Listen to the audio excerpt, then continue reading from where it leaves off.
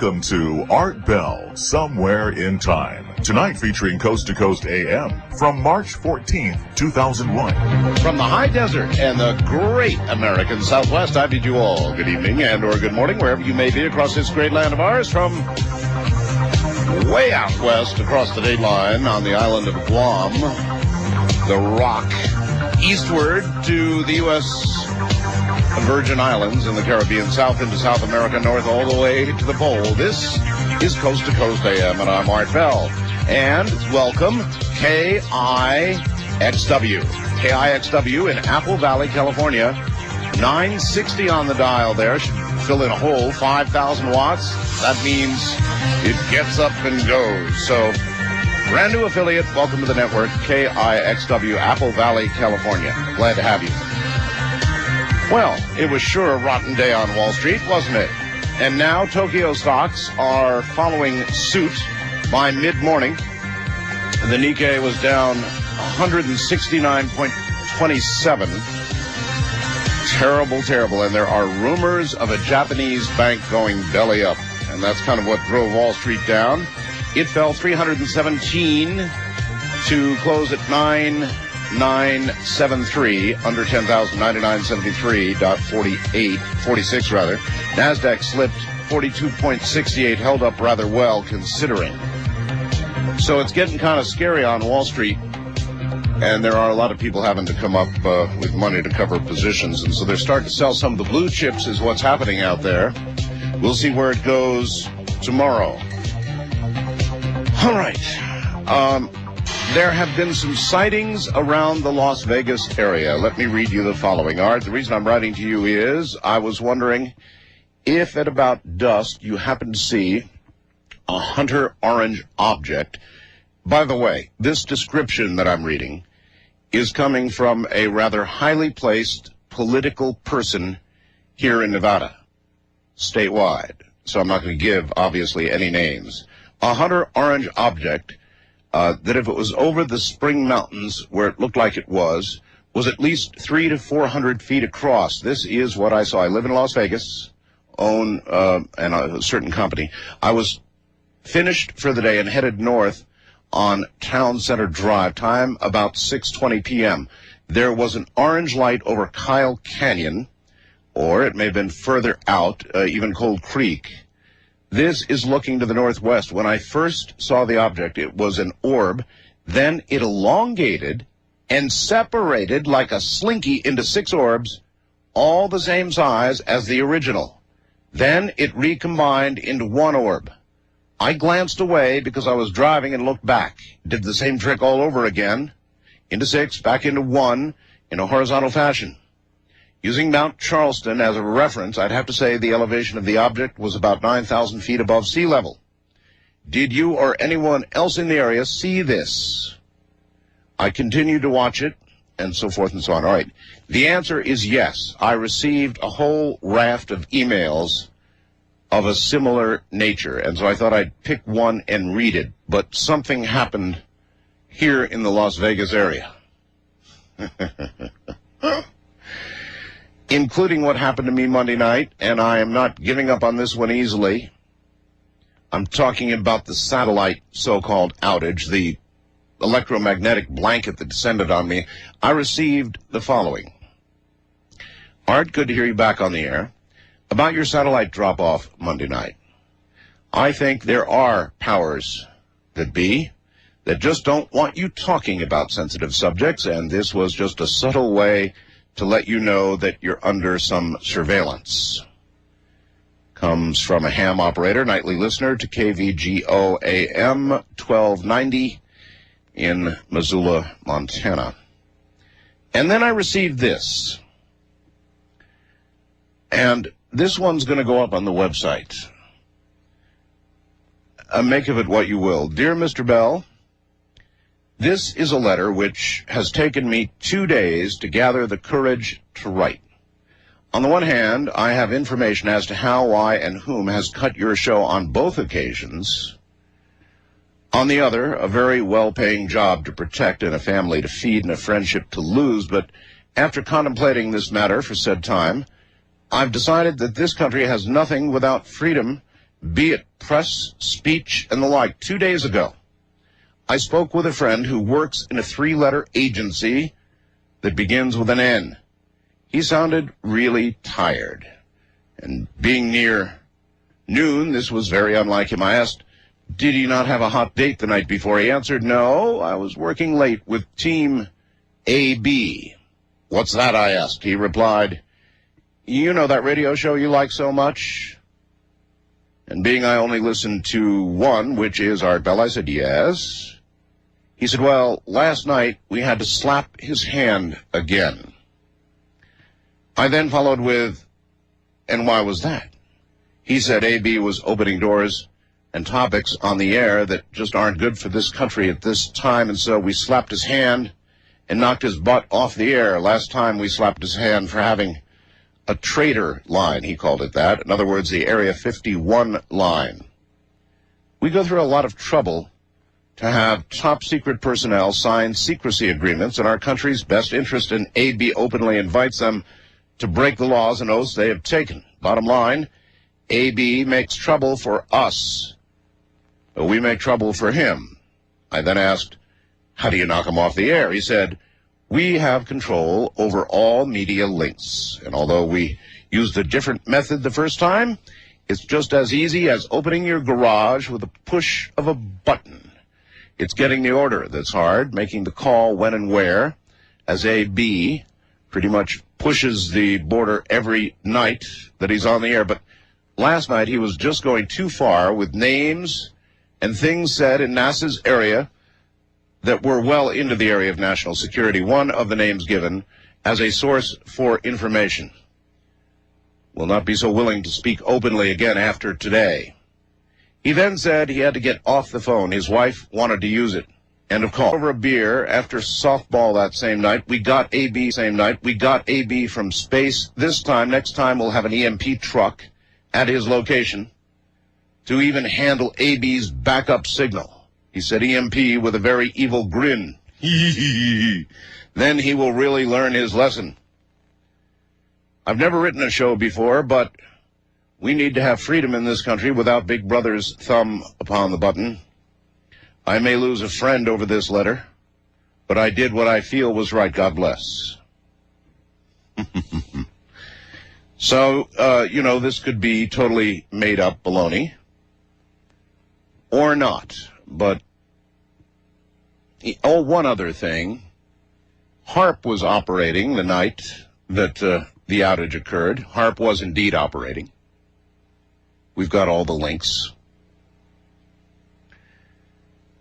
Now, speaking of HARP, I just received this art on Wednesday, February 28th, 2001. My wife was doing some shopping. I was sitting in the car listening to the radio. The news came on, and a meteorologist came on to give the weather. He stated that California was bracing itself for a big weekend storm that was HARP-induced. I was shocked to hear him say the words HARP-induced. And I'm here to tell you that we had a real rainstorm. Well, yes, of course, Ventura County had flooding. The whole state was drenched. But bottom line, he says, the weather guy, the meteorologist, said HARP-induced. A comparison of satellite data from 1970 and 1997 has yielded what scientists say is the first direct evidence that so-called greenhouse gases are building up in Earth's atmosphere and allowing less heat to escape to space. The study contains no evidence on whether Earth's surface temperature is actually increasing. In fact, whether this greenhouse effect will lead to global warming or global cooling is unclear, said the scientists.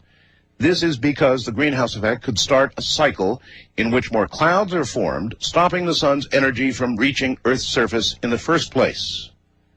This is an Associated Press article, folks.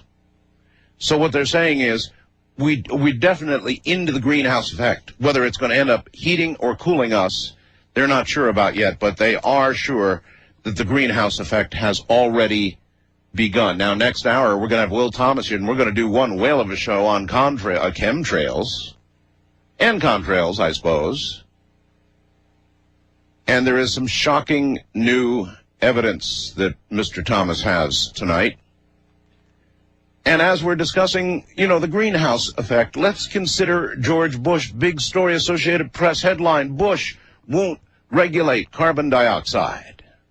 President Bush said Wednesday he backed off his campaign promise to regulate carbon dioxide emissions because of the country's energy problems and not because of pressure from industry lobbyists. So I guess it's read my lips time here, huh? So he's backed off his promise to do something about carbon dioxide emissions. He said, I was responding to realities, and the reality is our nation has a problem when it comes to energy, said Bush, reiterating that he fears limits on carbon dioxide emissions from power plants would increase electricity prices. So how do you think that bodes for our future? If the president already this early in the administration has decided to renege on a promise to cut back on emissions in favor of keeping everybody, and I know nobody likes a high power bill, right? But how does that bode for our future? Probably not too well. We'll be right back.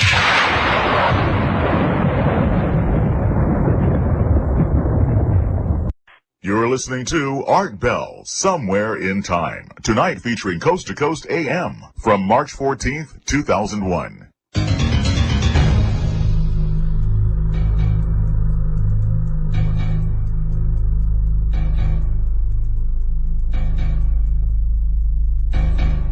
Here's an interesting headline. Nevada population grows 66%. Workers flocking to new Las Vegas resorts helped boost Nevada's population during the last decade by a whopping 66%, tops in the nation according to the census figures released on Tuesday. So now we're really up there. I mean, this is ridiculous. And here in Pahrump, Little Pahrump, Nevada, where I live, we're in double-digit growth. We are the fastest growing small town in America. It is astounding what is going on here. Absolutely astounding. I thought I would, late in the program last night, a lot of people have been asking about my wildcat Comet, who is now 3/4 of the way toward becoming a normal cat. I mean, you can actually handle him without fearing for skin removal, instant skin removal. And, he'll sit on my lap now. You have no idea what a long transition that is. He was absolutely feral. Spent 6 months living in a bathroom because he couldn't be near human beings, and then it went on from there. Comet has learned to hate cameras. I don't know exactly what it is, because I used to be able to take photographs of him when he was a kitten, or sort of just coming out of kittenhood.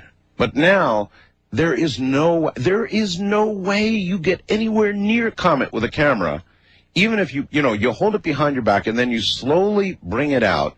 He knows a camera 10 million miles away, and he will take off at 10,000 miles an hour the moment he sees any kind of camera, digital, regular, 35 millimeter, it doesn't matter what it is. He knows a camera in the hand is probably going to mean a flash in the eye, I guess. So he takes off. He hates cameras, and I can't take any more photographs of him. But he doesn't know about webcams. You see, I have a room that is simply covered with equipment. I mean, there is equipment everywhere. Broadcast equipment, ham equipment, computer equipment. This place is, well, it's a control room. It is a control room. Somebody sent me, incidentally, a very nice sort of copper radio room thing from a ship, and I put that on my front door. It says radio room. At any rate, there's so much equipment in here that a webcam, even though it's a camera, to Comet is not a camera.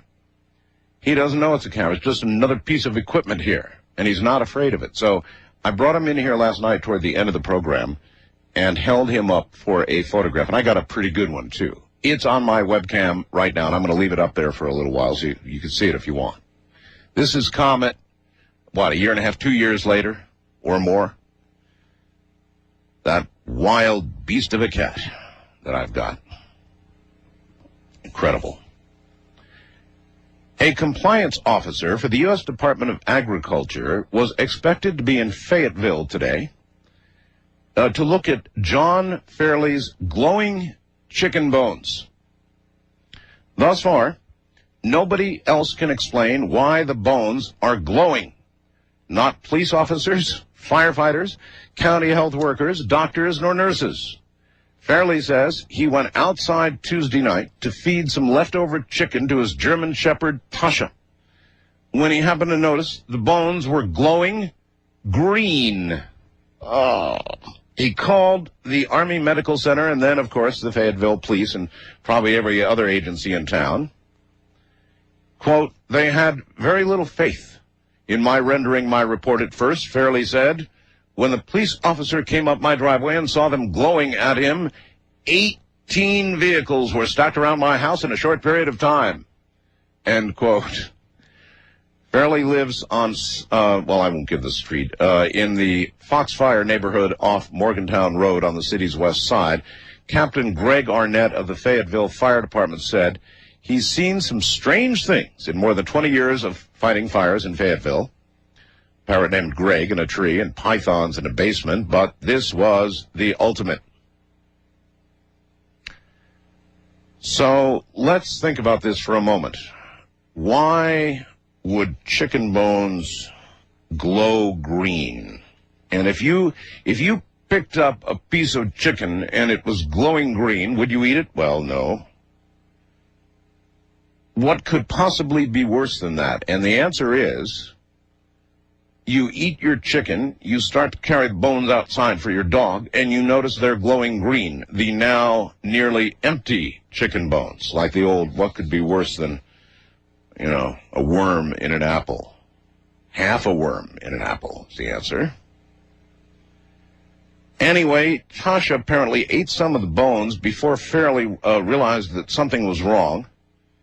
That night and on Wednesday, some of his family and friends said they felt nauseated. Well, of course, if you ate green chicken, glowing green chicken, and you found out about it, you'd feel sick, all right. Tasha was sluggish. Clinton Weaver, a spokesman at Cape Fear Valley, said that 7 people who ate the chicken were treated and released. The hospital did not conduct any tests on the bones, so we're going to have to wait and find out what the real story on the glowing chicken bones is. But I'll be interested in a follow-up when we get it. I'm sure you will, too. Finally, this sent to me, which is pretty funny, I think. A man walking along a California beach was deep in prayer. All of a sudden, he said out loud, "Lord, grant me one wish." Suddenly, the sky clouded. His head clouded. And in a booming voice, the Lord said, "Because you have tried to be faithful to me in all ways, I will grant you one wish." The man said, "Okay, build me a bridge to Hawaii so I can drive over any time that I want to." The Lord said, "Your request is very materialistic. Think of the logistics of that kind of undertaking, the supports required to reach the bottom of the Pacific, the concrete and steel it would take. I can do it, but it's hard for me to justify your desire for worldly things. Take a little more time, please. Think of another wish, a wish you think would honor and glorify me." So, the man sat and thought about this for a long time, as he certainly properly should have, asking for such a materialistic thing as a bridge to Hawaii, for goodness sakes. So he thought about it. Finally, he said, "Lord, I wish that I could understand women. I want to know how they feel inside, what they're thinking when they give me the silent treatment, why they cry, what they mean when they say nothing, and how I can make a woman truly happy." Several moments of silence went by. And finally, the booming voice of God said, "You want 2 lanes or 4 on that bridge?"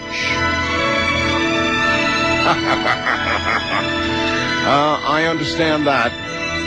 It'd be easier to build a bridge to Hawaii than it would be to understand women. Nobody's ever going to do that.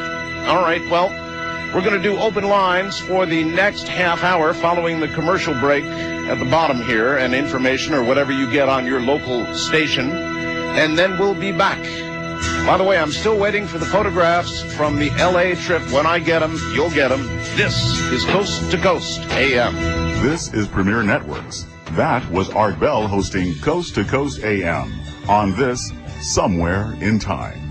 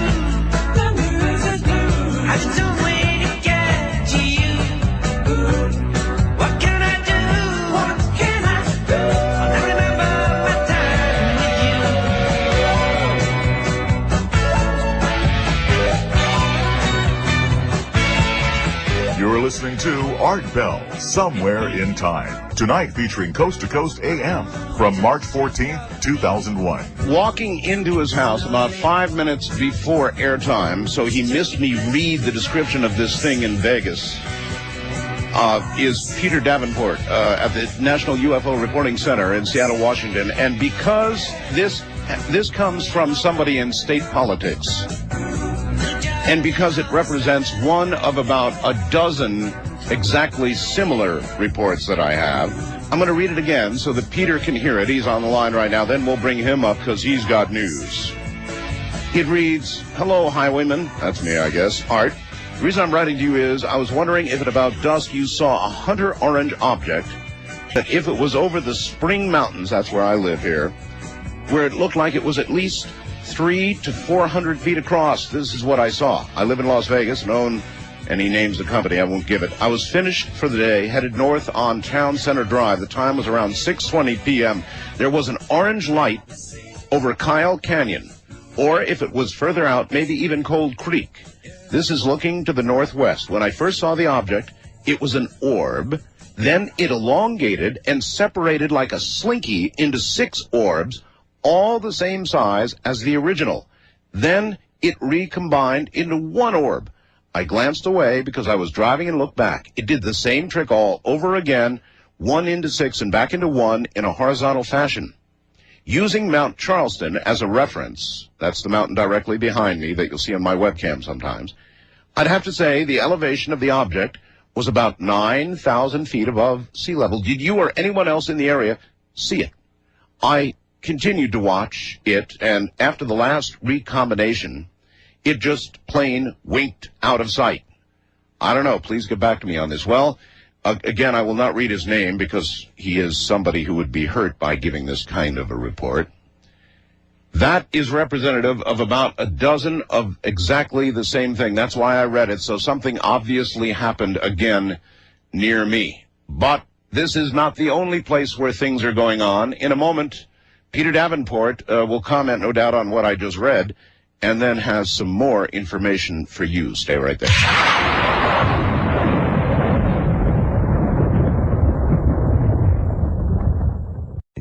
listening to Art Bell, Somewhere in Time. Tonight featuring Coast to Coast AM from March 14th, 2001.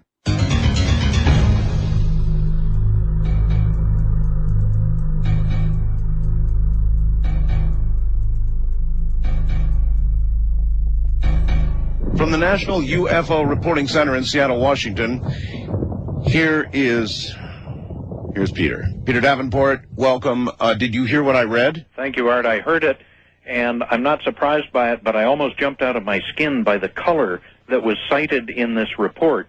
I think it was burnt orange or something like that you mentioned. That color has been the color of choice, no pun intended, in a number of reports that have been coming to us over the last, I would estimate, 2 to 3 weeks. Okay, he called it hunter orange. Hunter orange. Right. I don't know what that object was. It sounds very strange. Of course, the first thing that would have to be done is we would have to rule out any kind of military activity or anything like that.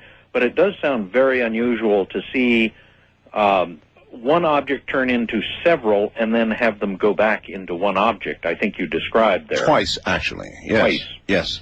And the reason I find it so interesting, too, is we had a similar event over Puget Sound last night. I have been working like a slave all day long, talking to witnesses to yet another dramatic fireball event over Seattle, very similar to one that occurred last April 28th, Friday night last year, about two days after you had started your sabbatical. Mm-hmm. But last night, we have taken now over half a dozen reports from actual eyewitnesses to this event. They saw an object roughly yellow to orange that streaked the length of Puget Sound, at least from South Seattle up to North Seattle, a distance of about 20 miles. I can only estimate the distance it covered, but I estimate that it covered that distance in probably 15 seconds. 15 seconds? Judging from the reports of people, and it's a similar color to the one that is cited in the report you read over the air. I wonder what's going on, Peter. Yeah. Very similar report to what this gentleman wrote, too, not only a week ago from Belleville, Wisconsin. It's about 30 miles southwest of Madison in the southern part of Wisconsin. We will be posting newly received reports to our website database tomorrow afternoon, and people will be able to see the myriad of reports that we have received recently, but very similar in description from Belleville, Wisconsin, of multiple orange or red or yellow objects in a straight line moving across the sky.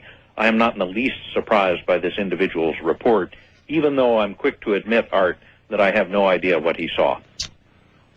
All right. Well, I know it was quick and spur of the moment. I really appreciate your coming on the air, as always, Peter. Let's get the information out very quickly. Donations are what, keeps Peter alive. Keeps him going. That and a lot of coffee. Yeah, that and a lot of coffee. National UFO Reporting Center, $10 or $20 donations are very welcome. It's a tax-exempt Washington State organization, and this is where you get this kind of information. So, make out checks for the National UFO Reporting Center. And the address, Peter? The address is the National UFO Reporting Center. Next line is P.O. Box 45623. 45623. Next line is University Station, and that is Seattle, Washington, zip code 98145. And those people who sent those reports, if they would like to record them to our online reporting forum on our website, ufocenter.com, I would be grateful, Art, and we will post them anonymously, of course, to our website database, and all of your audience will have access to them, and they can see what people have reported. Bless your heart, Peter. Thank you very much, Art. Thank you, my friend. Good night. All right, that's Peter Davenport at the National UFO Reporting Center in Seattle. So maybe we've got kind of a flap going on here, and these things seem to go in cycles. Maybe we're on the upside of a cycle at the moment. All right, to the lines. First-time caller line, you're on the air. Good morning. Hi, Art. How are you? I'm all right. Where are you calling from, sir? I'm from Seattle. My name is Ralph. Ralph. First-time call, Ralph? Yes, sir. All right, then you are legitimately on this line. What's up? I just wanted to ask you a question. I didn't catch the complete show with Kathleen Keating was the last time she was on. Right. And I just want to know whether or not she had made any kind of comment to what Father Martin, may he rest in peace, had said about the that we are expected to see the worst of things happening within the next 7 years. Yes, as a matter of fact, she said that all of this will begin to come down in a handful of years. That means within 5, at least terrestrial hands. Oh, really? Yes. Within 5 years, it begins to come down, she said. Okay, that's answers my question. Have a good day, sir. Hardy, hardy. Let's see. Wildcard line, you're on the air. Hi. Yes, Art. How you doing tonight? I'm doing. Where are you? Yeah, this is Dean in Tampa, Florida. All right, Dean. Yes, sir. You'd mentioned George Bush Jr.'s the carbon monoxide emissions, how he's reneging, kind of like the read my lips situation, like his father. Read my lips and hold your nose. Yes. Exactly, sir. I think it's such an amazing thing right now when we look at just the fact that this is truly his first act of, how you say, not taking care of what should be taken care of properly. I mean, our Mother Earth is it's such a delicate balance, and I think for us to actually increase the actual damage that we're doing, and actually, letting the big business do this, it's almost to the point now where I used to live in Alaska, and it's truly the last frontier. And when I see frontiers like that, and even down here in Florida, I see how big business has affected the environment. I think this is definitely a wrong move, and it goes to show you that truly the almighty dollar is not actually running the country in common sense. Well, I think in between Tampa and Orlando, you recently had a pretty big fire raging, didn't you? Yes, sir. And you had a pretty big drought down there where it ought to be raining a lot, huh? Oh, this is very true. So things, they are a-changing, and I think it has to do, to some degree, with what man is doing, not necessarily entirely, but to some degree with what man is doing. And so for him to be reneging on his first big promise about emissions, well, that's kind of insane, if you ask me. Yes, sir. And I'll tell you one last thing. When I was in Alaska, I saw firsthand what the global warming has done. I watched a glacier disappear 5 miles in one season. I know. And actually, after 2,000 years, that glacier only moved a quarter inch a year, and then suddenly it just disappeared. So it's a big thing, and it's something that's happening to us all. We see that with our polar ice caps, too. Yeah, I lived in Alaska, and I saw everything you saw, and I know they are retreating, and they will be gone very soon. Well, I just hope we're not next. I appreciate your call. Well, we're somewhere in the chain of things. You know, when we talk about various fish and die-offs and, things changing and predators beginning to go after new prey because their old prey doesn't exist anymore, that sort of thing. Well, we're in that chain. We're one of the dominoes. And maybe some in our domino are a little taller, and they can look over to a pile of dominoes, and they can see the collapse coming their way, if you follow me. East of the Rockies, you're on the air. Good morning. Thank you. Turn your radio off, please. Yes, extinguish it, and then speak. Am I on now? Probably. Where are you calling from? Cleveland, Ohio. WTAM. Oh, WTAM, the monster, yes. Yeah, I had a comment about last night's guest and Kathleen Keating. All right. Dr. Thompson. Pardon? Dr. Thompson last night. Yes. He was claiming that the flood, 3100 BC. Yes. I think there's too much evidence that it wouldn't have happened then. And I'm thinking on the lines that maybe the flood is what caused the ice age. Well, actually, I think a flood would cause exactly the opposite. It would turn everything into kind of a temperate climate because you'd be storing more energy. I think maybe the flood is what caused the beginning, like another catastrophic thing of the ice age. During the period of time that the rain was coming down, or whatever caused the flood was occurring, yes, maybe then, certainly. Because if you go by the theory that they think there was a vapor barrier, and the Earth's climate was the same all the way around the Earth, and then the flood came, there had to be weather change. Big time. Big time weather changes. And maybe that's where, there was so much water over the Earth and places froze, and that's what created the glaciers. Yep, that could be. Okay. And then the ideolatry. A lot of people called up and said, ideolatry, that's wrong, blah, blah, this and that. She keeps defending it. I read the Bible myself. And You mean like a picture of Jesus, for example, Right. on the wall? Or statues, this and that, things made by men's hands. Yeah, but there are idols. See, they're okay because they're Christian idols. There are idols. It's other idols that are idols.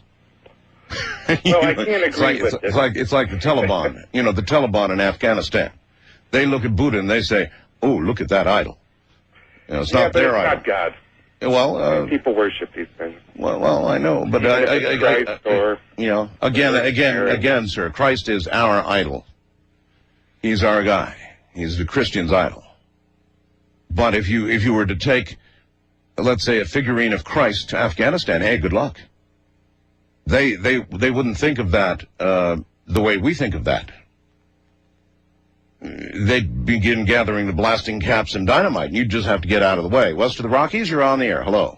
Hello, how are you? I'm reasonably all right. You guys changed your format. Turn your radio off. Okay. Nothing new about that. I've been saying it for years. It's going to be inscribed on my gravestone. Turn off your radio. There used to not be any screeners on this, and I called last night to... There are no screeners. There's only me. Who's this? Art. This is Art Bell? Yes. I'm on the radio right now? Well, son of a gun, you are. Oh, darn it. Well, anyway, hey, your Dr. Thompson last night? Yes. Dr. Thompson, he has quite a few good points, but you know, I have a whole bunch of books from prior to the first of this century. Yeah. They were written, and there were a number of very good studies done on the existence of the Atlantean and the Murian continents. Yes. And one I have right in front of me here. All right, well, look, no argument. I think all of us, at least that listen to this program, the majority of us, believe that there were other civilizations that came before ours. We argue about whether it was Sitchin's way or Thompson's way or forbidden archaeologists' way, or, you know, but we all pretty much agree there may have been stuff that's come and gone. Okay, that's true. But there were geological studies done prior to during the 18th century, during the 1800s, which right now in the center of the Atlantic Ocean there is a ridge called the Dolphin Ridge, which was discovered by a British ship called the Dolphin. Yes. And this ridge extends from the Azores Islands, which Ignatius Donnelly claims was the center of the Atlantean Empire, and it extends all the way from the Azores Islands up to almost to Great Britain. Now, across from Great Britain to the American continent was also part of this, and this was the land bridge from Europe into the Americas. And this barrier there is what is what he says caused the Ice Age, because there was no Gulf current. And it amazes me that more people don't study these older geographical studies. Well, here's what catches me. If civilization has achieved some level of scientific advancement several times in the past, been more or less squished, then, well, we're doing pretty well right now. If you don't look at the stock market, we're doing pretty well right now. Yet the weather is beginning to turn terrible on us. No question about that. And the question of whether or not we are having an impact on it, or if it's a normal cycle of the planet. Well, you got to ask yourself, do you feel lucky this century? You know, something's going to happen. Yeah, right. Something's going to happen. All right, sir, I really appreciate your call. Yeah, I think there were others. First-time caller line, you're on the air. Hello. Yes. Extinguish your radio. Oh. Turn that off. I'm sorry. It's all right. Okay. I was on the internet, actually. Oh, I see. Well, then your computer. Yes. Yes. Where are you? I'm in Lubbock, Texas. Lubbock, huh? Yeah. How's everything in Lubbock?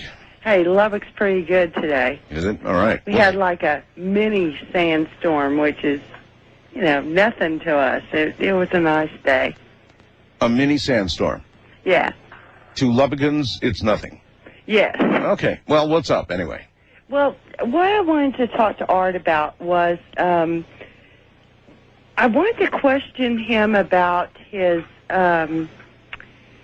statements that he has made about he is not able to make a leap of faith. You know, when he's talking to Catherine Keating or Yes. even Ed Dames, you know, different issues will come up. You mean you would want to say to Art that you question the fact that he can't believe in say, God, or make that final leap of faith? Right. What I wanted to add... But, you know, I really couldn't put you on the air with Art to say something like that. Well, excuse me, what did you just say? I said I couldn't put you on the air with Art to say something like that. And why not? Well, I mean, you're questioning his ability to make a leap of faith, and no, he's I'm a not sensitive guy. You know, you could. What? No. No. Do you know that lately Art has been a little depressed over some things, and he could break out in tears right in public radio over something like that? No. So, I mean, you surely couldn't expect me to just slam you on the air and let him ask a question like that. Yeah, this is very intriguing because I know him from listening to him that he's not someone who's going to break out in tears over something like this. I think but he's feeling very. I'm telling you that I'm trying. You got to understand. I work with him, and he's emotional tonight. He can't handle it. I'm telling you. Okay, well. But I mean, you would go on with him anyway, huh? Well, no. Well, I would go on with him anyway. In this sense, what I want to know, because I'm a parent, and I know he's a parent, and I know he has, like, he's undergone some excruciating, unbelievable... You wouldn't want to remind him of that, would you? No, I don't want to remind him of it, but I want to ask him. Well, listen, you'll have to call Art tomorrow night. I want to ask You're him. not listening to me. There's no more time tonight. You'll have to call Art tomorrow night. He'll be in a better mood then. All right? Oh, no, that's I'm not sorry. acceptable. I know it's not acceptable, like but we're that. simply out of time. I'm sorry. The trip back in time continues with Art Bell hosting Coast to Coast AM. More Somewhere in Time coming up. No one waiting by your side. You've been running, hiding much too long. You know it's just your foolish mind. Hey, love, got me on my knees, yeah. Begging, darling, please, yeah. Darling, won't you ease my worry now?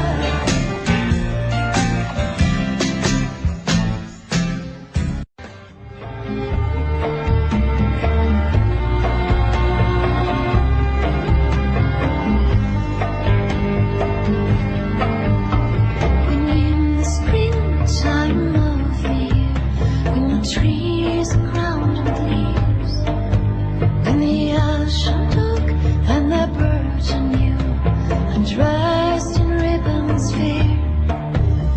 When I was cold, the breathless moon in the blue veil of the night. The shadows of the trees appear amidst the lantern lights. We've been running all the night, and sometime of this day, not returning.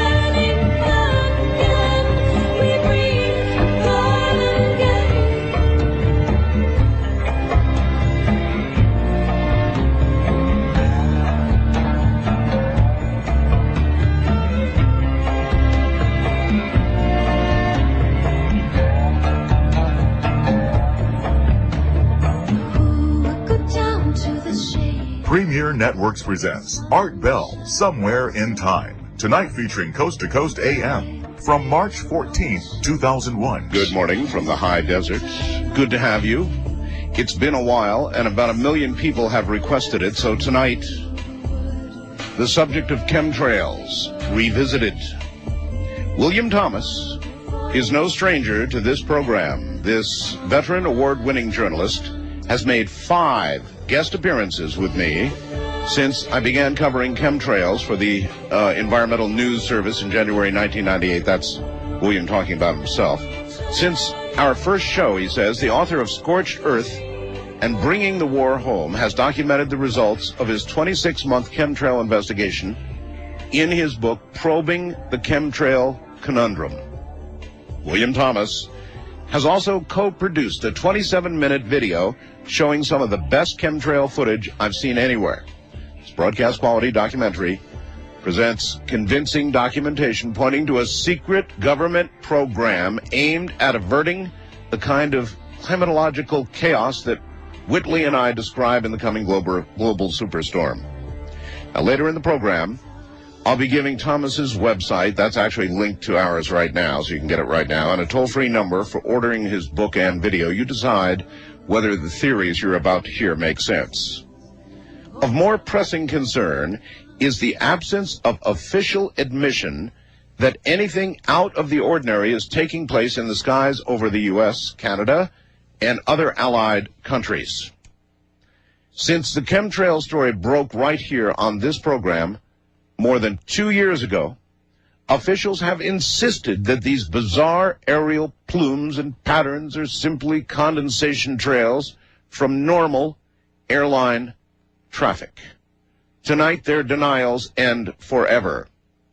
William Thomas has agreed to come back on the air to reveal here, for the first time, a major breakthrough in chemtrails credibility. He's on the line, and shortly will be the person whose persistence resulted in the first official admission that these mysterious plumes have nothing at all to do with normal airline procedures. So don't go anywhere. The whole story lies directly in front of you.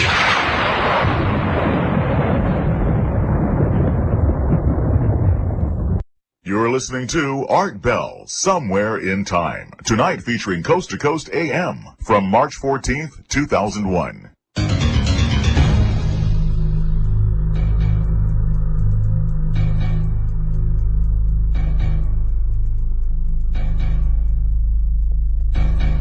Now, he's an investigative journalist. He's been on this story for years now. And we're going to backtrack, obviously, for just a few moments at the beginning of the program. For those who are new listeners to the program and have no idea what chemtrails might be, we're going to sort of back up. And I know it's painful for those of you who are probably too well informed on the subject, but it's necessary because we've got a zillion new affiliates, a zillion new listeners, and they have no idea what this is all about. William Thomas, welcome to the program.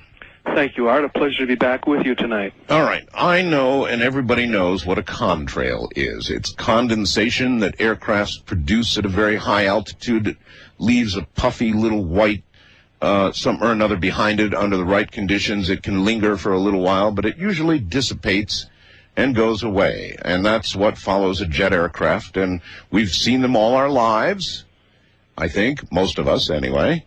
There are few out there who might not remember when there were contrails in the sky, but not too many anymore. So we know what contrails are. What in the world got you on the track of what you're calling chemtrails? Back in January '98, I received a call from the managing editor at Environment News Service. I've been working with them for a number of years, including filing reports from Kuwait immediately after the Gulf War. Right.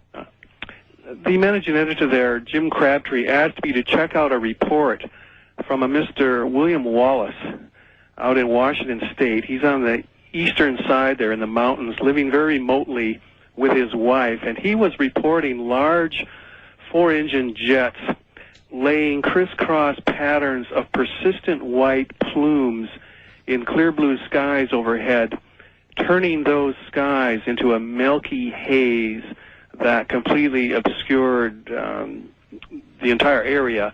And further, he said, seemed to be making he and his wife very ill. Mm-hmm. I didn't really know what to make of that report, but when William Wallace sent me his videotape, I realized immediately, as a former pilot, member of the military, an ocean sailor conversant with skies and normal contrails, that the images on his video were anything but normal condensation trails. And Mr. Wallace turned me on to several individuals in California and out in Tennessee who had also been tracking this phenomenon. And after I contacted them, they in turn led me to other people. And before too long, Art, I had over 1,000 eyewitness written reports, including statements from pilots, police officers, and former military personnel, all very perplexed at these lingering white plumes, which you accurately described, could not have been normal contrails. All right. I did describe kind of what a normal contrail is. How is a mother to know the difference between a normal contrail and a stinky chemtrail? What is the visual difference? And I've experienced it myself, so I could do this, but you're the guy. So you tell me, what's the difference? With the people's eyes, with their nose, with what they can see, how do you know it's a chemtrail, not a contrail? A normal contrail most often appears as a pencil-thin white line behind a high-flying aircraft. And as we watch it, it fades like the wake behind a boat. It does, of course, spread out a little bit from the original thin contrail, right? Depending on conditions, that's right. In fact, it could spread out quite a bit, though normally and most often Canadian aviation officials and U.S. authorities tell us condensation trails behind aircraft disappear within 50 seconds of being formed. So the big difference, and we often see this now as we observe the sky closely, is we will see a normal thin contrail at high altitude, and below it, at lower altitudes, thick smoke-like plumes that billow out and do not dissipate, but in fact spread to cover the entire sky. And that's the tip-off, Art. If we see a condensation trail at higher altitude than a plume lower down, we know something is amiss because, in fact, just the opposite should be true. The higher you go, the bigger the contrail formed because it's colder, the higher we fly. So these plumes that are below condensation trail altitudes are very suggestive. I also caution people not to phone airport authorities or other officials unless they see more than one of these lines. That's the other major tip-off here. When we are seeing multiple parallel rows, grid patterns, or X's, we know immediately these are not airliners because, except immediately around airports, airliners must maintain a separation, and these parallel lines are often formed way too closely to that would By the way, violate air regulations. Why would you imagine, William, just out of curiosity, that the X pattern or the crossing pattern of these chemtrails would be important as opposed to just parallel lines, as an example? My surmise is that the characteristic X's that we are seeing all over North America are used to mark the spot in satellite photographs. They are very distinct in these photographs. Well, yeah, absolutely. From satellite, you'd be able to see them very easily. Now, I had, since we seem to be a nice testing ground here in my part of Nevada for just about everything in the world, my wife and I had an experience. It was a couple of years ago at least, William, and I think I described it to you then and briefly again. It was a beautiful, clear, sunny day. Very dry here in Nevada, typically desert weather. Beautiful day, as a matter of fact. My wife and I were both outside, and here comes the X patterns. Shoo, shoo, shoo, shoo. And we had some X's up there, and instead of doing what a contrail normally does, these began to turn from white to kind of a dirty color. And moreover, the beautifully clear, dry day here in the desert suddenly turned to one where at least half the sky, or better than half the sky, was now covered with kind of a dingy colored, almost a brown colored gunk that appeared to come from these damn so-called contrails. Now, on top of that, the air began to take on kind of an oily, icky feel to it.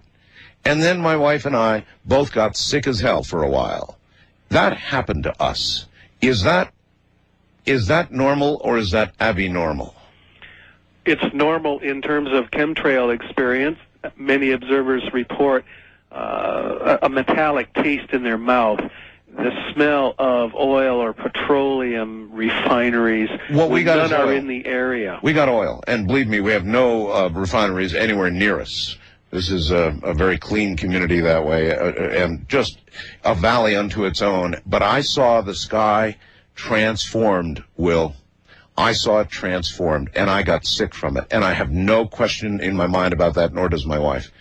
Some of us, Art, have almost driven our cars off the road when observing these trails wearing sunglasses, and we have seen prismatic bars of color in these trails in the sky, indicative of a petroleum or chemical signature. These are not sundogs, these are not moonbows, these are brief bars of color. In fact, they've even been photographed, and that's another telltale Let me sign. be a skeptic and say, look, these airplanes are flying. They use petroleum products in airplanes.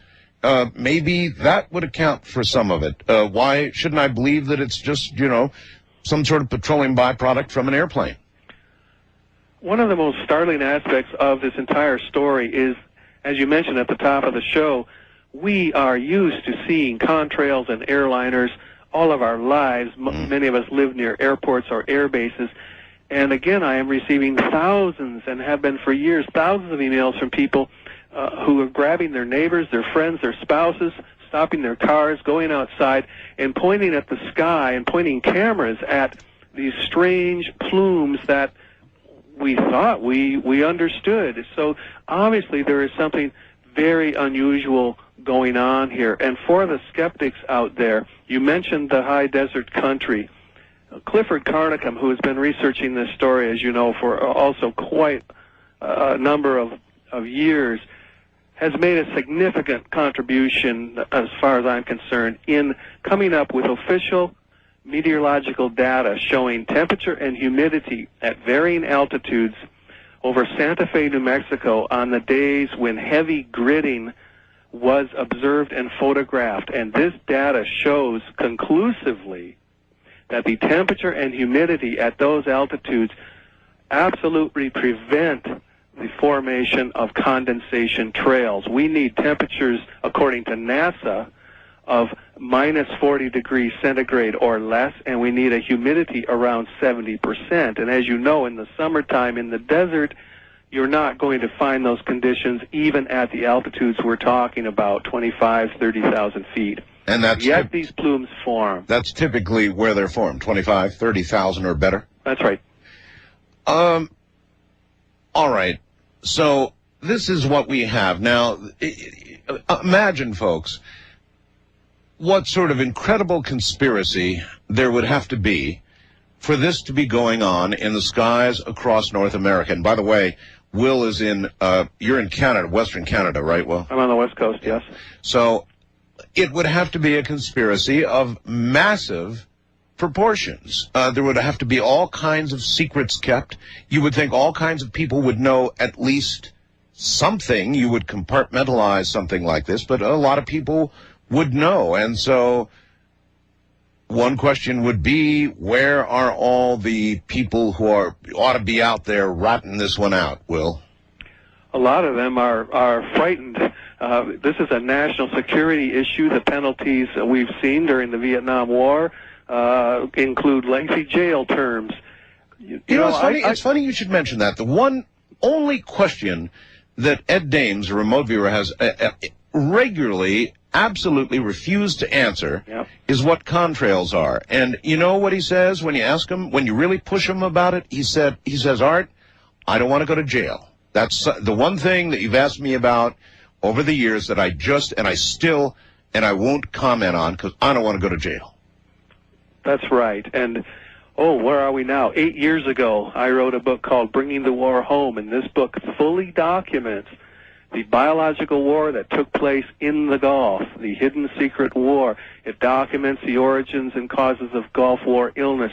Nearly 10 years later, the mainstream media is coming out with stories verifying the information I presented in that book. It's taken that long, Art, and we have a corporate-controlled media here that simply is not going to report any story that does not fit their mindset or any story that contravenes any kind of security issue. Well, in fact, to prove that, I have in front of me a USA Today story, which we'll read after a while here, which was written after, I guess, USA Today interviewed you. Is that correct? For at least an hour. For at least an hour. And, oh my, what they came up with. I think the audience is going to be fascinated by this. But after the bottom of the hour, we're going to do something kind of interesting. We're going to talk to a fellow named Mark Porter. Who is Mark Porter, Will? Mark Porter's a resident of Victoria, British Columbia, the capital city here in BC on the West Coast. And Mark has been watching intense aerial gridding and X's and circles over that coastal city for at least 2 years. He became acquainted with me through my website and through the shows we've been doing. Art, he's been one steady listener. And last December 8th, Mark Porter made a call to the Victoria International Airport to express his concern over massive aerial activity over that city during the previous 2 days, and he received a very interesting reply. Actually, the reply came from, without his name yet, although we're going to give it, the reply came from the Victoria Airport Authority. That's what you have up there, I guess, is airport authorities, huh? That's right. This used to be a government body. It's now what we call a crown corporation under government auspices. This particular individual is the manager for airport planning and environment. It is his job to know about pollution from aircraft. So he was very interested in the call he received from Mark Porter. And this gentleman made some inquiries, phoned back, and left a message on Mr. Porter's answering machine. And yeah, by the way, I would like to add that it was a very odd answering machine with a very odd tape, and somehow the tape and the answering machine got separated, and you had the tape, and you said, "Oh my God, you wouldn't believe what I've got," but I can't find a tape machine that'll play it back. It's an odd-sized tape, somewhere in between microcassette and whatever the next size would be, I guess, an in-between size.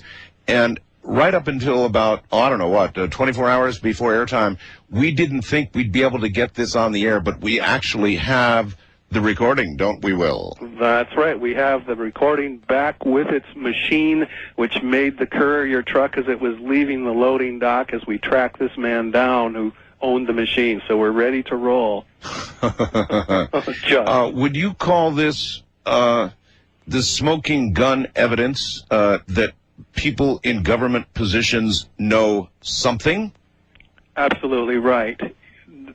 After we go to air with this, there'll be no backing away into airliners and contrails. All right. Well, what we're going to do is break here at the bottom of the hour, and when we do get back, first we're going to talk to Mark Porter. He's the man who made the call. But then the airport authority got back to him and answered him. And at first, by the way, denied that they had said that, but then later said, "No, I'll stand by the statement I made." So an official from the Victoria Airport Authority, well, you'll hear it for yourself coming up. I'm Art Bell, and this is Coast to Coast AM. Have you looked up lately? See any X's? A conspiracy that grand? Could it really be? Well, that's the story we're telling on Coast to Coast AM. This is Premier Networks. That was Art Bell hosting Coast to Coast AM on this Somewhere in Time.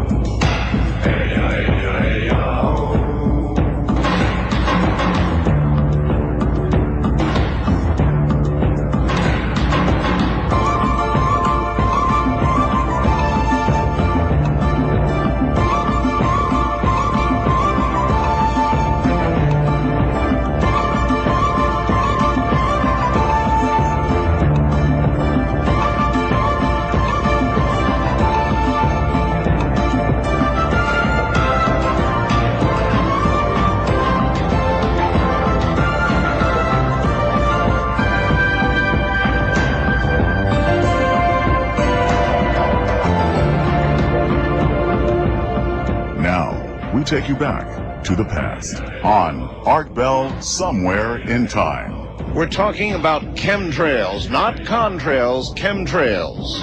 Things crossing our skies with chemicals in them. And by the way, we'll discuss exactly what's in them because we have some information about that as well.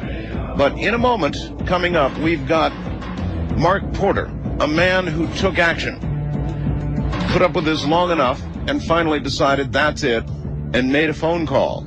And surprisingly, from the government in Canada, they called him back.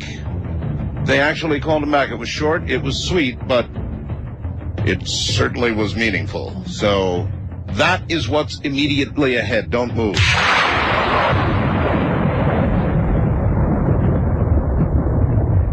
Now, we take you back to the past on Art Bell Somewhere in Time.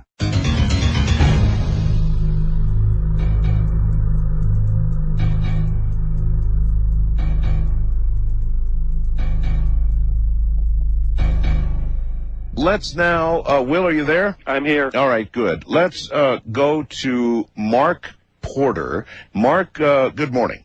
Hello, Mr. Bell. Hi there, Mark. Where are you? I'm in Victoria, British Columbia, Canada. Victoria, BC. All right.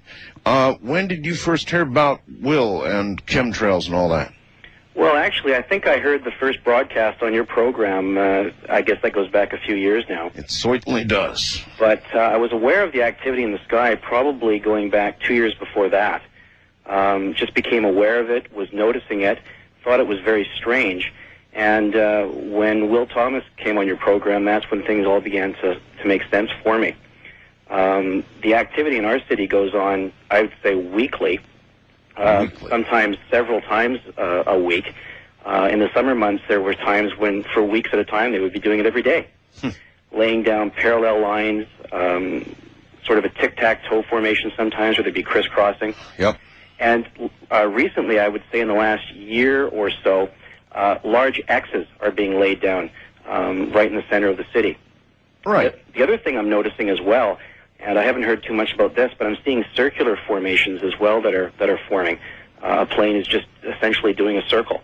Are you in an airport pattern? Well, there is an airport close by in Sydney, which is probably 20 miles away. Well, that might account for a circular pattern. Who knows? Sometimes they have to circle. Anyway, you've been noticing these so-called chemtrails for a long time. Obviously, when you heard Will, that reinforced something you were probably wondering about, and you went, oh, my God. Well, the issue for me really was the fact that the material would not dissipate.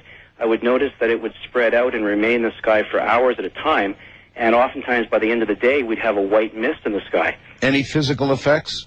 I have at times. I can't say directly in effect as a result of the spraying, but I've noticed over the last few years tired, sometimes a sore throat that doesn't seem to go away, but lingers for months at a time. I talk to people who certainly seem to be having illnesses that are prolonged and aren't going away. Mm-hmm. I'm not going to say there's a direct correlation there, but certainly there appears to be something. There may be. There may be. Certainly there's something weird happening in our skies. All right, so it must have been one day when you saw a particular pattern or something obviously more than usual motivated you to make a phone call. What happened that day? Well, that's exactly it. I'm aware of the basic formations and patterns that they make, but this particular day it was so excessive. It was extremely excessive, and I found it so disturbing that I knew I had to make a call. I'd made calls before and had been essentially brushed off. Was told that there was actually nothing in the sky flying over areas. I would get on a payphone or whatever, call them up, and they'd say, well, there is no planes that we're aware of that are flying in that area. So I was always brushed off in the past, but this day I just felt that, I'll make another call because all of those particular formations were present in the sky this day. And I could see as many as 3 planes at one time making formations, all within a short distance of one another. And they were just flying around up there, moving back and forth and doing their thing.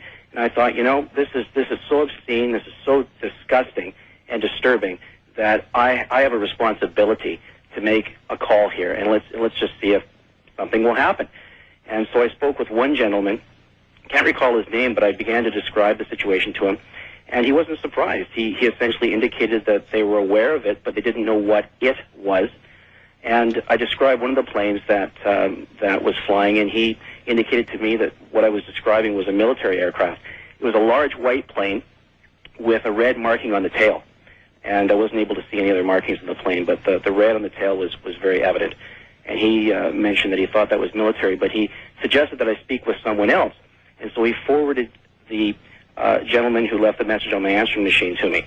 And so I spoke with him and essentially described exactly what I was observing, what I was seeing, right, and the fact that I was very disturbed by this, and I thought that there was a responsibility for some investigation into it. And so he told me that he would get back to me in short order, and in fact he did. And so he called back. I was not home at the time, but left a message on my answering machine. Now, the gentleman you're talking about is a man named, and we can give the name, right, Will? Go ahead. Terry Stewart of the Victoria Airport Authority. Correct. And he made a very short and sweet but telling return call. Correct. To Mark. And so if we can do it, Will, let's play it for the first time. Here's a return call that came to Mark from Terry Stewart, Victoria Airport Authority. Go ahead. Here we go. Mark, it's Terry Stewart, Victoria Airport Authority. Just calling you back from your comment. From what I gather, it's a military exercise, U.S. and Canadian Air Force exercise that's going on. They wouldn't give me any specifics on it. Hope that helps your interest. Very odd. Thanks a lot. Bye-bye. I hope that helps your interest. Very odd. Yeah. So, obviously, and again, this man, Will, is in charge of the environmental aspects of the airport and what airplanes do environmentally? That's correct. Mostly noise pollution, he told me when I phoned him. Noise pollution, yeah, that would be... But any other pollution. But any pollution, right. So, when you first called Mr. Terry Stewart back, Will, when you thought you didn't have a tape, I mean, we might as well tell the whole story here. When you thought you didn't have a tape, you talked to Mr. Stewart, is that correct? Well, that's right. Mark had played the tape over the phone, so I did hear it with my own ears, and I called Mr. Stewart and identified myself as a journalist covering this story for quite some time and asked him if he, in fact, had made that call. He said he had, and if, in fact, it was a military exercise, and he said that it had appeared to be a military exercise, and of course we heard on the tape an emphatic statement. This was a joint U.S. Canadian Air Force exercise. That's right. And he agreed to stand by his story and actually offered to investigate further, and he made some follow-up inquiries and had the door slammed quite firmly in his face. It's the official policy of the Canadian Defense Department in Ottawa to never comment on military operations in Canada. And when I phoned the Comox Air Base, which is located quite near to where I live here on Hornby Island, I spoke with Lieutenant John Copard, who told me emphatically no such joint operation exists. Again, that standard military doublespeak to deny an obvious operation. But well, we obviously ran into an honest government guy. Exactly. In Terry Stewart. And so I guess he said what he said. You all just heard it. As a matter of fact, rewind that sucker and let's play it one more time. Mark? Yes, sir. What was your reaction? Well, I was quite frankly, I was sort of startled that I received that response and proceeded to contact Will, and really quite happy actually that at least there was some confirmation that this was not regular, how would you say, commercial airliners. Oh, usually, yeah, the answer would be, well, they're airliners and they're contrails. Now, let me mention one thing. These flights that are occurring over our city are typically, and I can't say for sure, but they appear to be around the 10,000 height mark. 10,000 feet, I should say.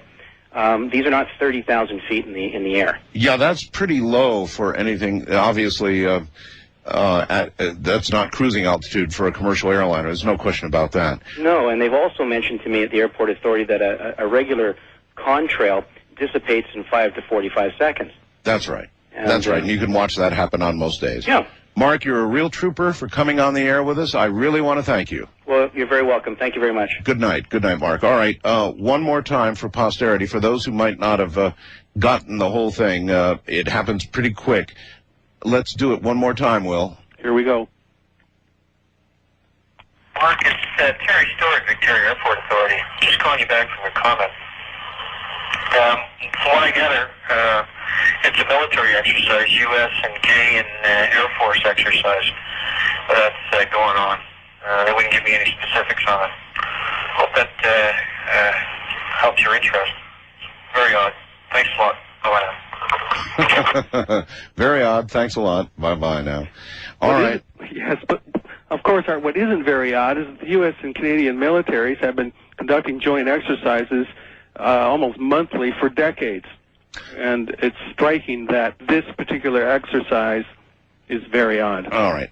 Will, let's try and cover a few of the basics again. What do we know about what we think might chemically be in these chemtrails? I know that you've had some samples from the sides of buildings that are fairly clean, that sort of thing. What do we think? What do we know? Okay, well, let's clear up a misconception right off the top here. The lab samples of fungus and bacteria, that is, living pathogens that can make people very ill, all of them have come from rooftop-level drops from propeller-driven aircraft over Utah primarily, also Michigan, Pennsylvania, and a little town called Espanola in Ontario. Ermania Kasani, a colleague of mine, has done stellar work investigating these incidents in person and personally conducting the sampling and assuring quality lab tests. I believe this to be a separate program. This is, again, low-level spraying that we have the pathogenic material identified. Speaking to chemtrails, that is the higher altitude laydowns, to use the military jargon, of these plumes, we are fortunate to have, again, an independent lab sample from Ontario of rainwater that fell through heavy chemtrail plumes. In fact, a gridding that was so persistent, more than 550 residents of this small town signed a petition, Art. They took it to Parliament, to the Government of Canada in Ottawa, and insisted on an explanation and cessation of aerial spraying by what they claimed to be U.S. Air Force tankers. Now, the U.S. Air Force denied it. The Canadian government never got back to them. But these citizens claim that their children and adults in a 50-square-mile area were becoming ill because of this high-altitude spraying. All right, chemically, what do we know? Chemically, we know from this lab test that aluminum was found in these rainwater samples 7 times higher than the maximum permissible safe levels here in Canada. Holy smokes. 7 times higher than permissible in Canada. Aluminum? Aluminum. And now we have a match. Now we have a lab test that matches precisely a patent calling for the spraying of aluminum in the skies over this hemisphere in a desperate attempt to avert the worst catastrophes of global warming. Well, I'm just flashing back to the story I read earlier about George Bush, our president here, deciding not to do anything, break his promise, not do anything about carbon dioxide emissions.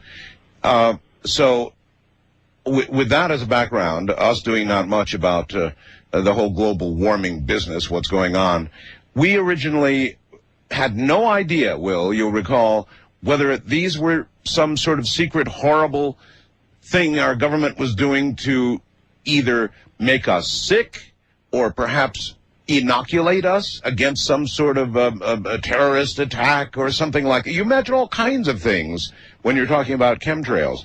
But and I asked you years ago, you may recall, isn't it possible that it could be some attempt at weather modification? And so now you've come to believe, apparently, that that's your number one suspect?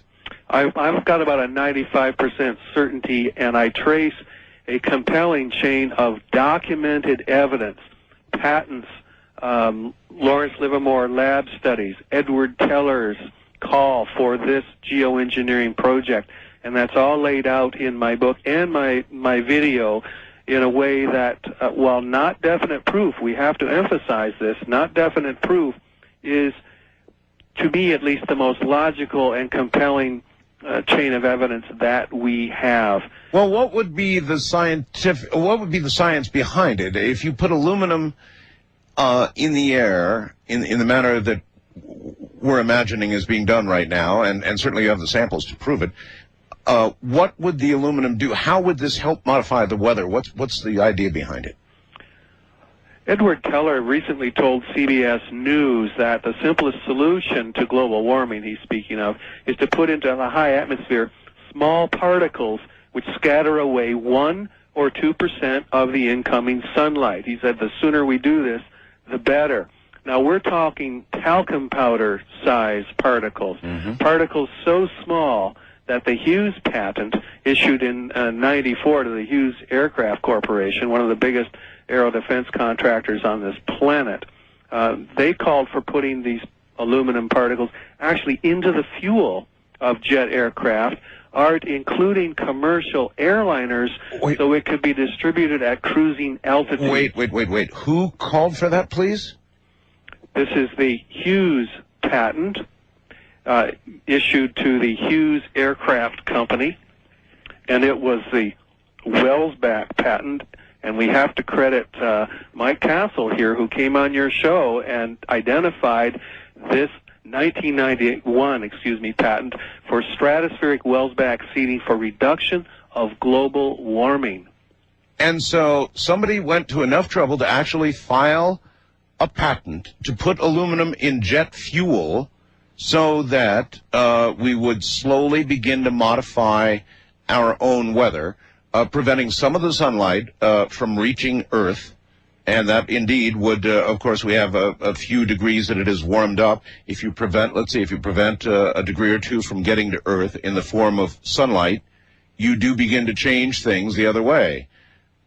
Even more drastically, according to the Lawrence Livermore Lab, which conducted extensive computer simulations around this model, anticipating a doubling of CO2 emissions over the next 50 years or so, with catastrophic consequences for the planet, they figured that by spraying aluminum oxide into the atmosphere, these aluminum particles, and deflecting 1 to 2% of incoming sunlight, there would be no net increase in temperature on the surface of the Earth.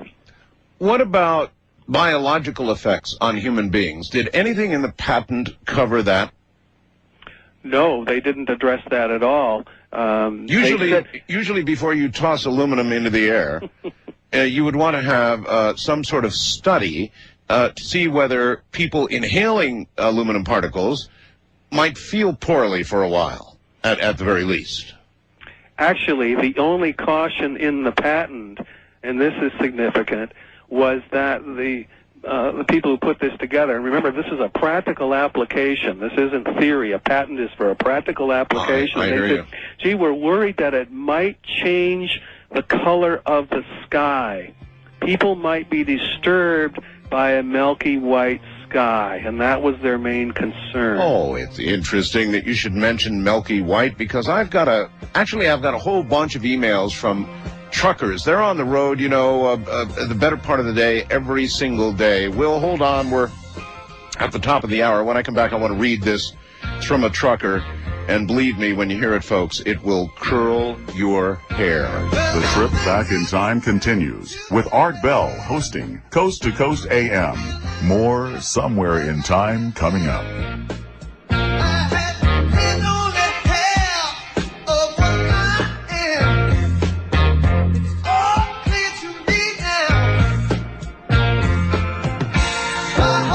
Is on fire.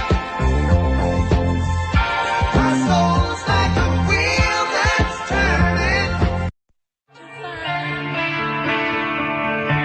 tried to reach for you, but you have closed your mind. Whatever happened to our love? I wish I understood. It used to be so nice, it used to be so good. So when you're near me, darling, can't you hear me? SOS. The love you gave me, nothing else can save me. SOS. When you're gone, how can I even try to go on? When you're gone, though I try, how can I carry on?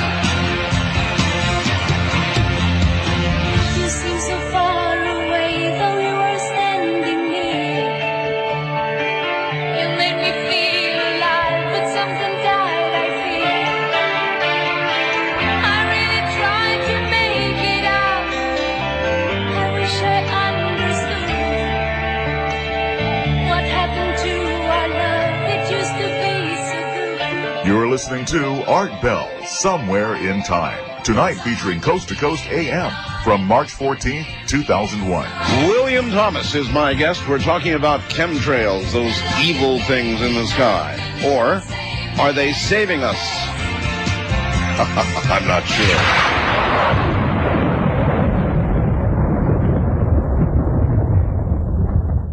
You're listening to Art Bell, Somewhere in Time. Tonight featuring Coast to Coast AM from March 14th, 2001.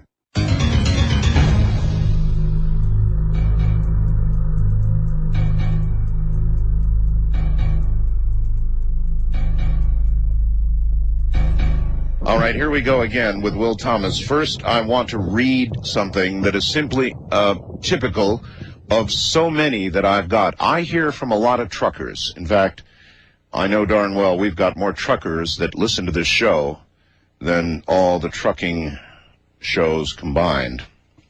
So I hear from many, many, many, many truckers. Here's a typical one. Hi, Art.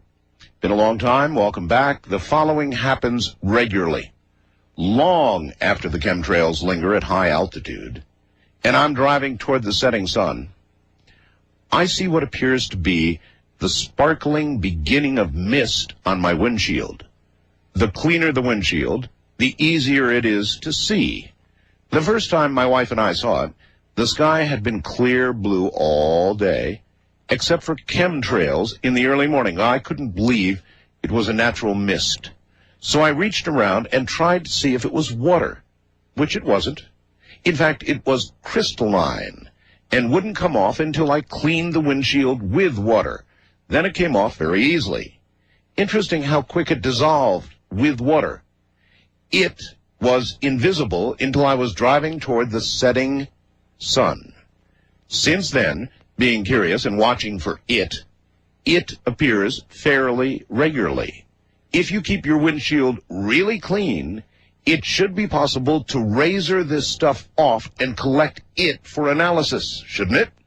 Incidentally, I never park under any trees. I'll be listening, but please keep my name out of it. And so I shall. That was merely typical of many, many, many, many emails that I'm getting from people out there on the open road for a business. What do you think, Will? I think people should wear rubber gloves, have some kind of mask over their face when they collect this material, and then turn to the yellow pages for licensed labs in their area. And, of course, the big problem with this whole investigation, Art, is coming up with the hundreds of dollars necessary for the test. But if clean samples can be taken and tested, it would help this work immeasurably. Sure, especially if you're out on the open road driving late at night here in the West, where you're not encountering vehicles right in front of yours throwing stuff on your windshield. So essentially you're just getting whatever happens to be in the air. You could conceivably get a fairly clean sample. Again, Clifford Carnicom, who is linked from my website, has some superb photographs of gel-like material that has fallen on windshields. And this, Art, is a sticky substance reported in the U.S., Canada, Britain, very hard to remove from buildings or windshields. And some of this material has been tested pathogenic, so be careful collecting samples of the gel material. People say and ask various things, Will, like there would have to be so many people involved in this. On the other hand, if this was stuff put into jet fuel, there wouldn't have to be that many people who would know about it, would there? Exactly right. And if it's a military operation and we have positively identified this as primarily KC-135, KC-10 U.S. tankers, it's very easy to compartmentalize this and keep it very quiet. Again, my video has a very disturbing clip, especially disturbing to me because, again, Art, I did not want to go here to the commercial airliner hypothesis. We have unmistakable evidence of an MD-80 airliner spreading plumes far thicker than normal contrails across two lingering plumes laid down previously. So it appears that in some instances airliners may be used to spread this material as well as the tankers. All right. In order to do tonight's program, we have a number of contrail photographs that you have provided for us on my website, and I want to discuss some of them with you, William. Folks, if you go to my website right now, www.artbell.com, click on program and tonight's guest info, it'll take you to the name William Thomas. Directly below the name William Thomas, you will see the second item, which I want you to click on, entitled Contrails from Around the Country. And there is 1, 2, 3, 4, 5, 6 pictures there. Now, going down to the photograph of New Hampshire, we'll discuss these various photographs, but going to the one of New Hampshire, you know the one I'm talking about, Will? I believe so, yeah. Okay. Will, that is what our sky looked like here in Pahrump, Nevada, after we had a couple of X's above us on that day that I described to you. The entire sky turned to kind of a misty, dingy, oily mess, just the way the New Hampshire picture shows, and it's absolutely remarkable. The other photographs show various other contrails that we don't think are contrails, and here's one where there's obviously one contrail, but then something else by it spreading way out that obviously is not a contrail. And there are several pictures of Atlanta, Georgia. Atlanta, what a mess there. My God, I get these all the time. People are sending me these all the time. Are you able to look? Do you know what's up there? And these are recent photographs. These are 2001, in fact, most of them within the last few months. So this is continuing. In fact, I live on a little tiny island off the coast of Canada called Hornby Island, and we have seen massive spraying here 5 of the last 8 days. Just after I gave a chemtrail presentation here on the island and showed my video, almost as if they were advertising, putting these billboards in the sky for the unbelievers to look at these unmistakable patterns. Well, if what we're seeing is what you have suggested it might be an attempt at weather modification, then I suppose our discussing it wouldn't change it. I suppose any revelation that anybody might have, or even anything in the press, wouldn't change it. They'd be doing what they're not going to stop doing what they're doing, no matter what. Art, if you remember back to our first show, I told you and your listeners that my feeling was that this was an act of desperation. Yes. And I am more than ever convinced that this is a desperate operation to avert an economic catastrophe. Let's remember that the biggest environmental lobby on this planet is not Greenpeace. It's the insurance companies. Insurance companies that are bigger than big oil, bigger even than the international trade in arms, insurance companies that are losing $92 billion a year. That's a documented figure. It's a lot of money. 3 times the dollar cost of the Vietnam War because of extreme weather events. That's right. The insurers are freaking out. They are going to the capitals of Canada, the U.S., Britain, and saying, look, if we go down, the banks that back us go down, Wall Street goes down, the whole thing stops.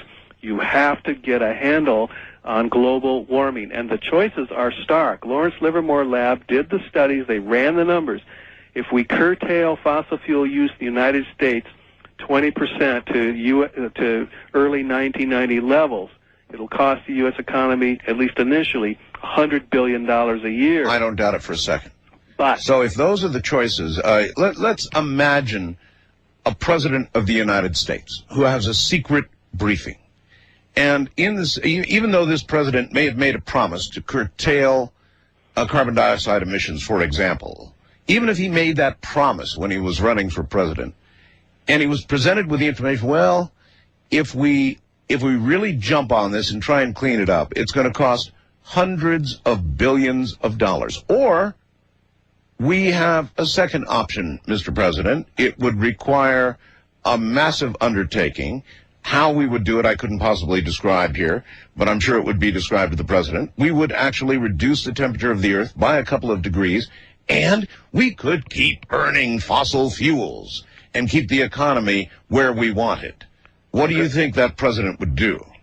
Especially, Art, if he was told that the cost of the aerial spray program would be $1 billion a year, just 1% of the other horrific cost, and that the U.S. Air Force has 700 tankers in its active inventory. No problem, Mr. President.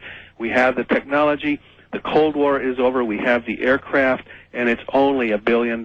Cheap. Well, let me think. In one hand, I've got $100 billion, very heavy. In the other hand, I've got $1 billion, and I'm a president. What do I do? $100 billion? $1 billion. Not a real hard choice, huh?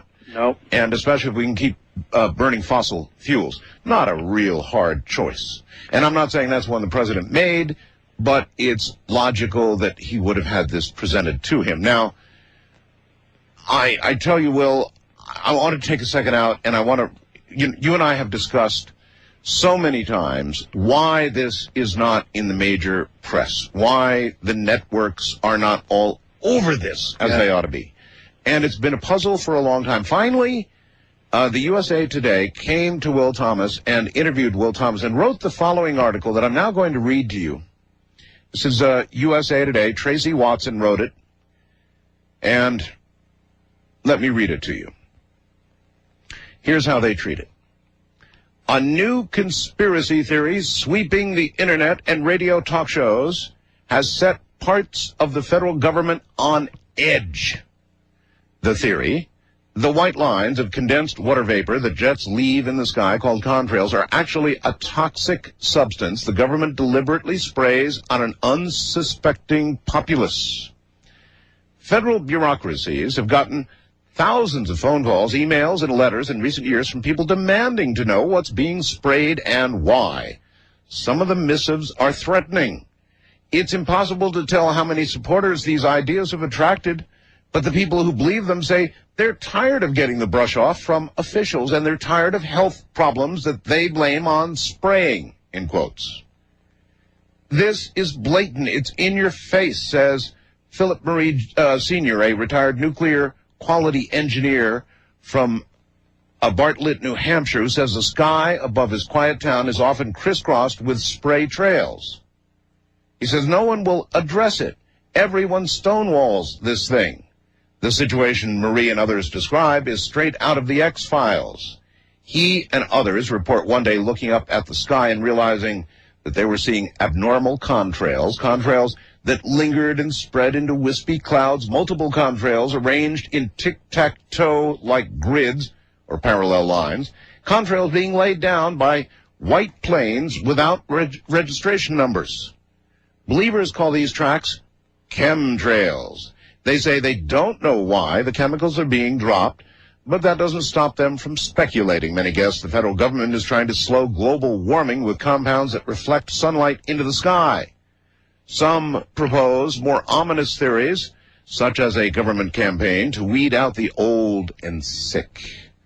Exasperated by persistent questions, the Environmental Protection Agency, NASA, the Federal Aviation Administration, and the National Oceanic and Atmospheric Administration have joined forces.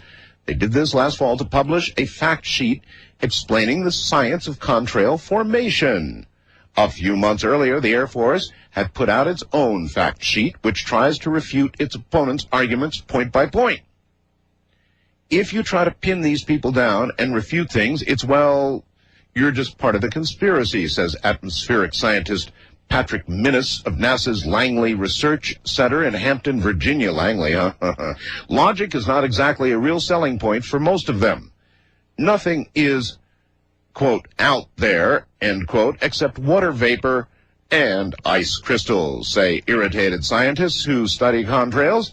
Some, such as Minnis, are outraged enough by the claims of chemicals that believers have trolled internet chat rooms to correct misinformation or have gotten into arguments with callers. Now, check that out. Government officials trolling internet chat rooms to correct misinformation or have gotten into arguments with callers.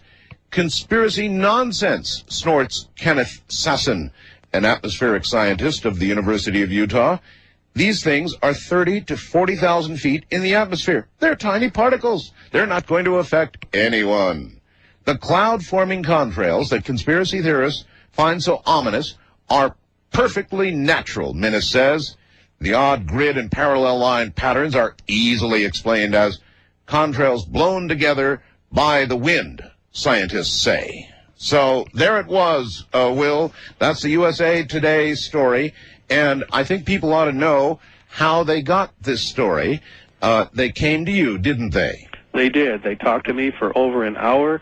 I gave them extensive documentation and photographic evidence as well, and pointed them to Clifford Carnicom, who they also interviewed for that meteorological data proving these could not be contrails.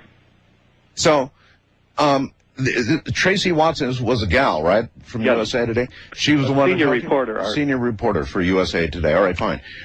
What was that conversation like? I mean, obviously you're laying your whole thing on Tracy because you know you've got the mainstream press right here, so you're expecting some of what you said, you know, to make it into the story, and you're trying to impress Tracy of the gravity of this situation, and that it's not just a bunch of ice crystals. So, I mean, what kind of things do you say to her, and what does she say? Well, I thought I was talking to journalist to journalist. I have been in this profession for more than 30 years.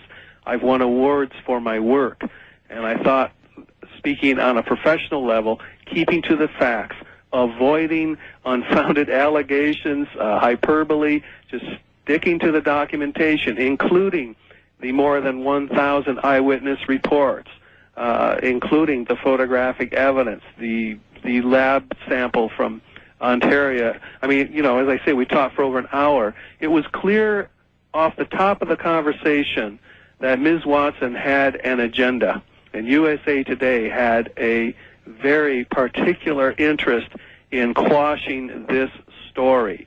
Yeah, as a matter of fact, Will, as I read this story, it occurred to me that if you changed what we were talking about and substituted NASA people or scientists for some of the scientists in the story here who are commenting, you could have a story about UFOs with a chuckle at the end.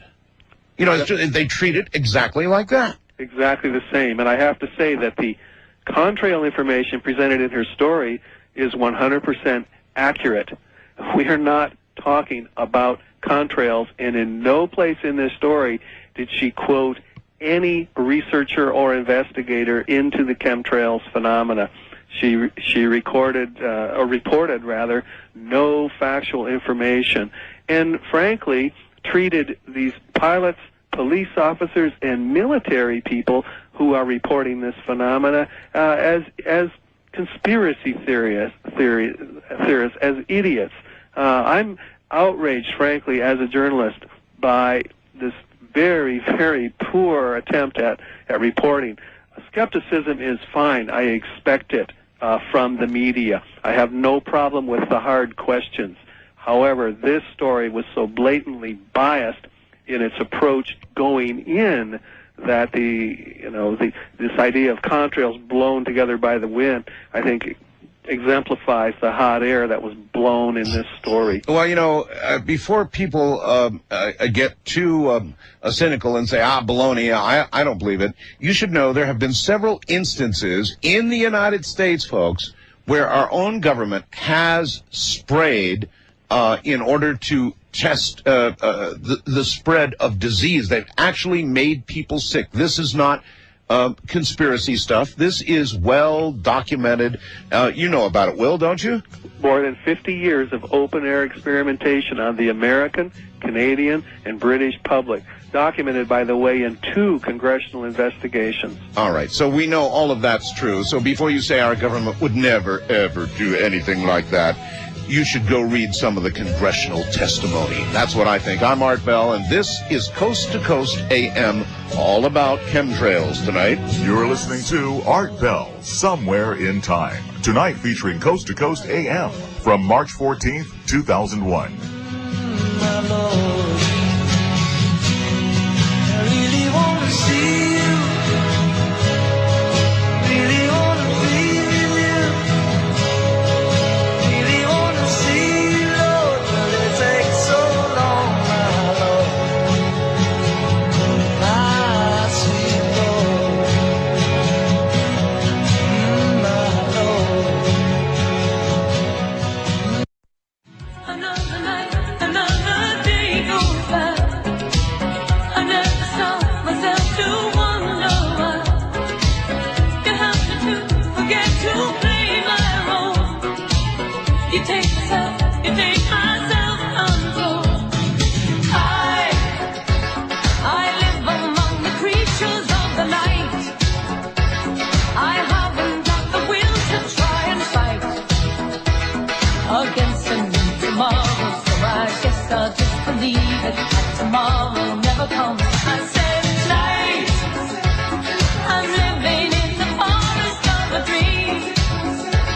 I know the night is not as it would seem.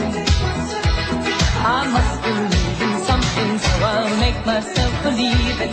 This night will never go.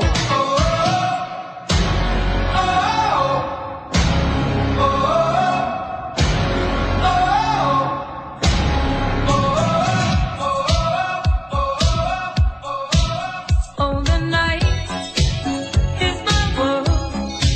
City lights, painted girls. In the day, nothing matters. It's the night, time matters. Premier Networks presents Art Bell, Somewhere in Time. Tonight featuring Coast to Coast AM from March 14th, 2001. Good morning, everybody. We will eventually get the phone lines open so you can talk to William Thomas. Well, we're kind of laying the case out here. Now, you heard that USA Today article. What did you think? I thought, frankly, we could have transferred it right over to a UFO story with scientists saying Boulder Dash, maybe a comment or two from NASA, and then a great big chuckle at the end. Kind of came down the same way, didn't it? Anyway, back to Will Thomas in a moment. Stay planted.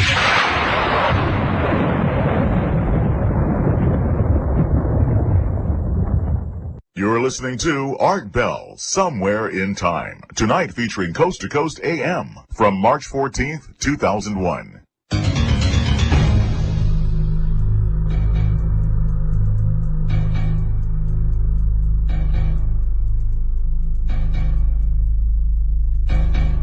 All right. Now, I am not saying that what I'm about to read is the result of chemtrails. I'm just going to read it to you because, again, it's typical of what I'm getting. I'm going to omit the person's name. Dear Mr. Bell, how many letters do you get which start out, I've never written a letter like this before?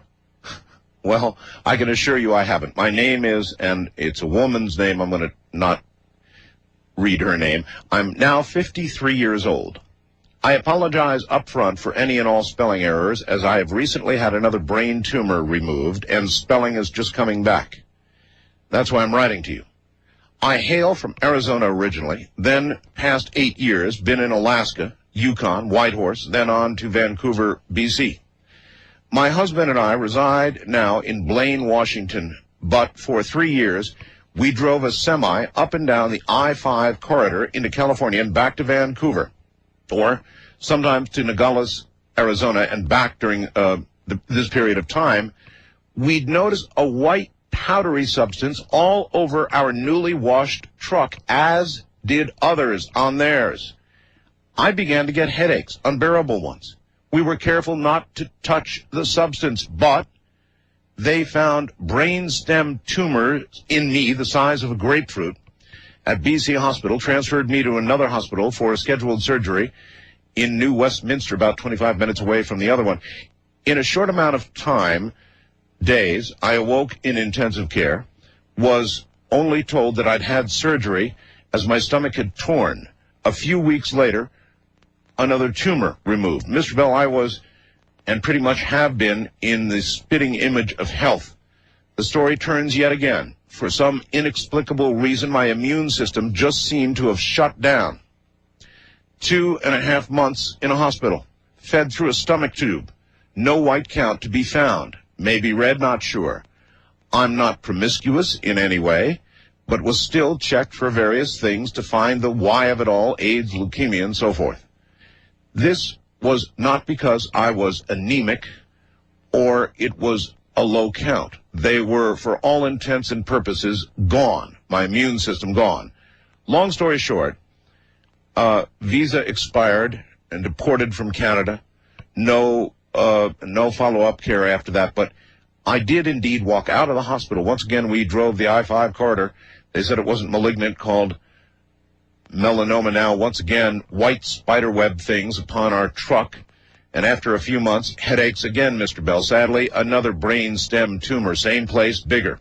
Had it removed at Seattle, Harborview. And she names the doctor. This tumor, this time, was iffy, 50-50. It might be cancer.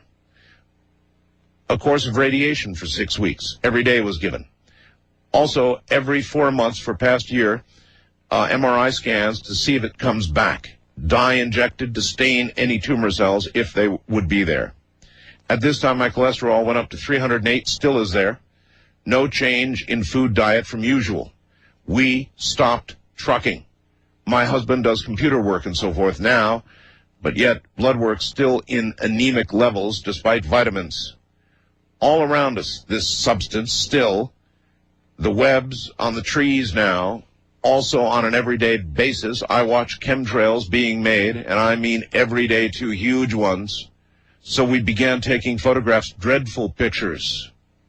I'm convinced 100%, not a shadow of a doubt, with every fiber of my being, that I am getting sick from the chemtrails, and the substance is falling upon trees and trucks from them. Once again, the headaches have begun.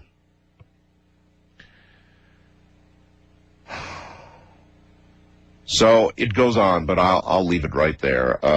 Will, have you ever heard anything like that? I'm afraid I have.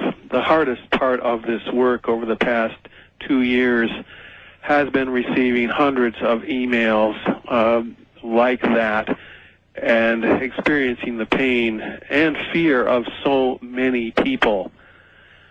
Over the past 2 years, the Centers for Disease Control tells us that we have experienced 57 weeks of an epidemic of fatalities, not illness, deaths, mostly among the elderly and also among the children.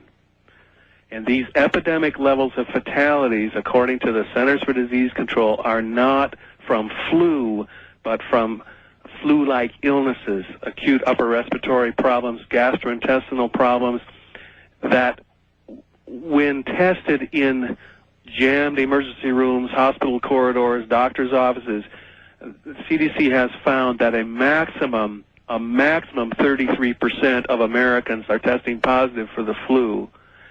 And the national average for acutely ill American citizens is 15% with the flu. The CDC is now saying that these illnesses and fatalities could be from an unknown pathogen that doctors cannot diagnose. And we have a story out of England in the national press saying that, once again, refrigerator trucks being used as mobile morgues 40%, Art, of the elderly entering hospital with this flu-like illness die in hospital. All right, listen, Will, while you were just saying all of that, I noticed that at the bottom of this particular email that I printed out, the one I just read to you about the lady, she put a phone number there. So while you were just saying all that, I called the phone number, and she wants to come on the air. Fantastic. Here she is, and as you know, ma'am, I did not give your name on the air, and I would not do that unless you wish to do it. You're on the air right now. If you want to give your name, you're welcome to. If you want to remain anonymous, you're welcome to do that as well. Well, thank you so much, Mr. Bell. What a privilege to speak to both of you gentlemen this evening. Yes, my name is Jenny, and I'm quite willing to give my name, and I fervently believe that letter. I'm so pleased that you read it. Maybe there are other people who will hear this, but something is in our skies. Just this morning, I was looking out of my window. I am right on the BC borderline in Blaine, perhaps about 3 hours from Seattle, and I noticed a chemtrail starting from the ocean. I'm right in front of the ocean. I could spit and get into the ocean. It was going straight up into the air, Mr. Bell. I don't know any plane, and I know that we go to Seattle seaports, and I also know our airports, I beg your pardon, and I know that there are airports as well in Vancouver. I can see White Rock, for example, so I know that there are plane paths, but these are not contrails. These are chemtrails, and they bulb us out. Sometimes they look sort of like whale spines, you know, that kind of fingery, spidery look. Well, Jenny, if what you say is true, this has obviously ruined your life. I mean, brain stem tuners. Jenny, you were in trucking, right? Well, my husband was, yes, and he taught me to drive the semi. Okay, so did you talk to other truckers? Is this common that truckers notice? Oh. When these headaches started, you know how I would only relief drive on occasion if my husband was very tired, and to stay awake my own self, you know, you have a CB and you speak with other truckers. Right, sure. We did this 7 days a week for 3 years solid, and I mean, maybe 1 day out of the truck a month, if that, and we consistently drove the I-5 corridor. And just other truckers would say they had headaches. I would ask sometimes if anybody was pulling in a truck stop if they had any aspirins or Tylenol, anything with codeine. I was just in agony. And I would make jokes. I would say, we washed our truck today, and I feel like I have a headache the size of a brain tumor. This is not a normal headache. Little did I know those words would fall true, but this has affected my life. I have a grandson that was born when I had this brain, the second one removed. This one grew all into the vein in my neck. I have lost one of my major arteries. I've been subjected, God knows, I listened to Dr. Lorraine Day, what MRI scans do, and because of these tumors, I'm subjected to those. I mean, it's this never-ending circle, but I understand, but other truckers notice the same thing. Oh, yes, I would get on and ask what they had. I beg your pardon. I would ask if anyone had any aspirins or anything. You know, it would be 3 in the morning, and I was in agony, and they would start coming back on saying, I have a headache, and blah, blah, blah. And people would start mentioning, oh, I noticed this powder, this goo. My windshield has, like, plaque on it. I couldn't get it off. I had to get a snow scraper. I mean, people were ill. Diarrhea or dysentery, profuse vomiting. A lot of people said they were having projectile vomiting and blinding headaches for having to pull their trucks over. Mine just seemed to be a tumor. And if I mentioned to a doctor... Just a tumor? Just a tumor? They called it a meningioma, the first one. And it was on the brainstem, and yes, indeed, it was the size of a grapefruit. I tested negative when my immune system broke down, by the way. I mean, I didn't have any... There was no explicable reason, and it is documented on medical record, there was no explicable reason whatsoever, Mr. Bell, why my immune system just shut down. But I had virtually no count, 0 count. You had no immune system then? None. All right, Jenny, I've got to move on, but I really want to thank you for coming on the air and validating what I read. Well, absolutely, and thank you so much for reading my letter. God bless you, and please keep up the good work on these chemtrails, because something is in our skies. No question about it. Thank you very much. All right, now, having heard all of that, Will, you know, even having said that I'm very well aware of the congressional testimony involving our own government having sprayed its citizens for various tests, sometimes making us sick, the great San Francisco experiment, for example. I know they've done that, but I'm still, and I always have been, maybe I'm naive, Will, but I don't think there would be a massive conspiratorial giant program to try and make us sick. I actually don't believe that our government is that evil. Maybe that makes me really, really naive, but I don't believe that. I think the more likely explanation is the one that you've come up with. The question is a side effect of the aluminum or perhaps some of the biological agents, and we haven't talked about those yet, that have been found in chemtrails, is there some sort of side effect that is making some people sick? I believe so, and I agree with you. I don't believe that for a minute that this is a deliberate attempt to sicken and kill American or Canadian citizens. No. I believe that these are unintended consequences, collateral damage in the military term for an operation deemed essential somehow to national security. Biological weapons, and I am a reluctant authority on these weapons, having written a book on it, are not spread from high altitudes, certainly not over a period of years. They're spread at very low altitudes once or twice, and of course the contagion spreads very rapidly. The symptoms that we are seeing, and by the way, low platelet count, low white blood cells is very common among people complaining of chemtrail-related illness. William Wallace's wife, Anne, has become very, very ill with Epstein-Barr or mononucleosis and low platelet counts. I believe that these symptoms cannot be accounted for by aluminum exposure. And yes, we are now getting some hair sample tests in Vancouver, on a nearby island, Denman Island, also in Ontario, showing surprisingly elevated levels of aluminum in people exposed to chemtrails. But this does not account for the range of symptoms we've just heard. Well, I know that in the past we talked about the chemical makeup of these chemtrails, and you came up with some agents, some chemical agents that included some biological agents. What else has, in the past, have you found in chemtrails that might account for, I don't know, like what we're hearing?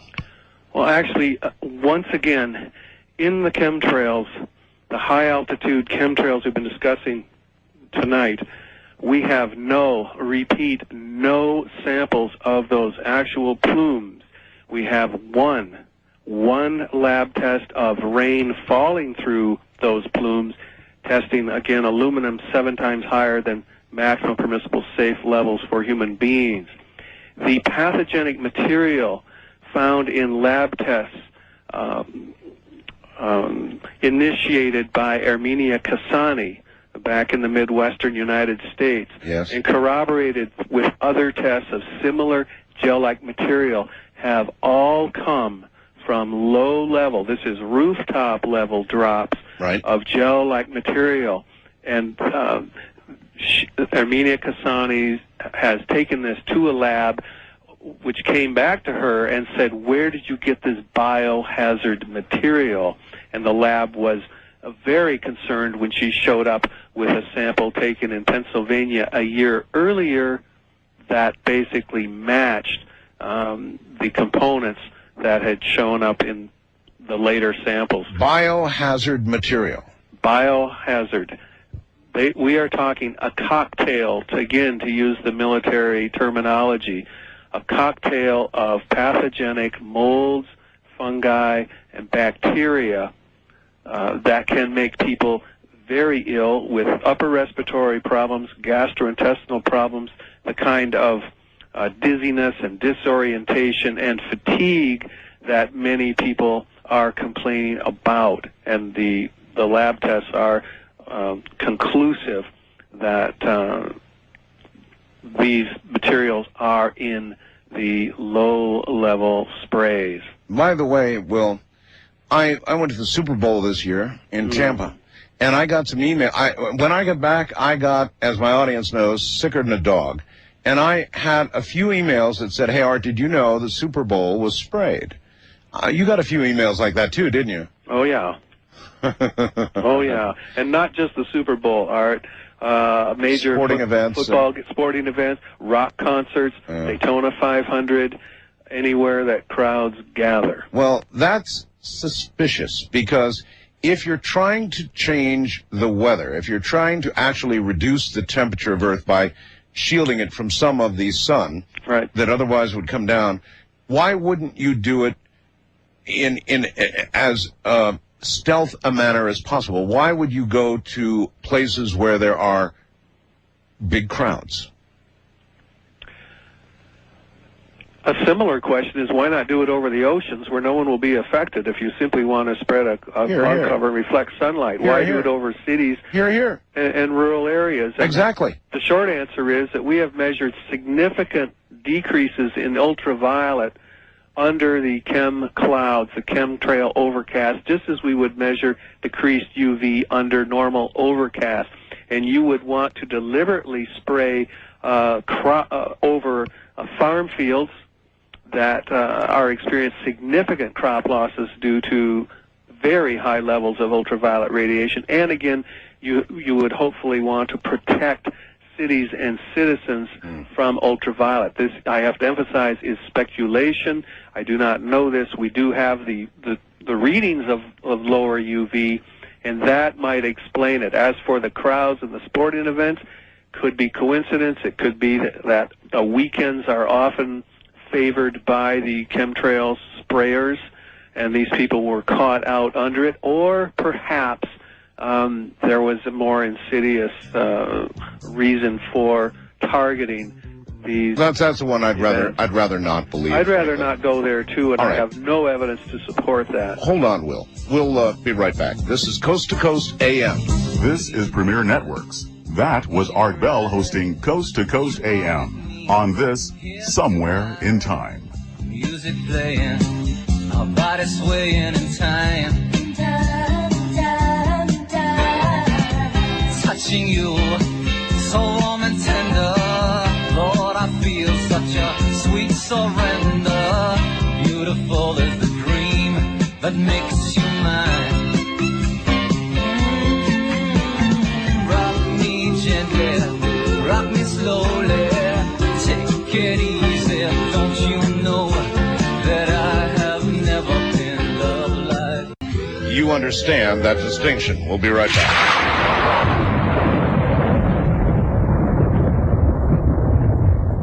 Somewhere in Time with Art Bell continues, courtesy of Premier Networks.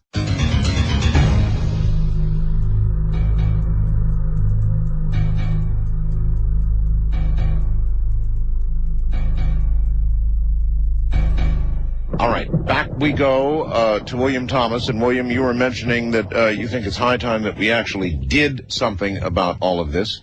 What would you have done, William? And let's begin there before I even comment. What do you think we could do? First of all, we have to take this story to the mainstream media mesmerizer folks and put this in their faces until they put these images and information on television across America. And I believe, Art, that one effective way to drag the mainstream media into this story is by putting a videotape on local cable stations and until there is enough outcry to force coverage by the mainstream media. And I would like to give a kudo to NBC News, which ran a balanced report on chemtrails in Memphis, Tennessee last year. It was an affiliate station. They went out and got their own chemtrail footage. They gave a balanced report, so it can be done. We need it to be done by other stations. And either show my video to your local cable stations or take your own footage and photographs and get this on cable, which is mandated to present local content. So that's the first thing. Also, listeners, I encourage listeners to respectfully bombard newspapers such as USA Today, television shows, 60 Minutes, Larry King, you know the ones, and insist that this subject be covered as journalistically as possible given the constraints of corporate media. So it's a picture story. We have to get those images on television. That's going to turn the tide. It will get everybody looking up at the sky, and it will get people phoning each other and their representatives and authorities. So that's number one. Okay, let me just stop you and ask about reality, I suppose. Oh dear. If it's what our best guess is, and this is an attempt at weather modification, then obviously the authorities have settled on this to save billions of dollars, maybe hundreds of billions of dollars. They're doing it with what they think is a clear motive to save us. And then I suppose they have their own financial motives and oil motives and, big motives. If that's really all that is true, and that's really what's happening here, Will, what makes you think anything we do is going to change their minds? I'm sorry, but I had to ask.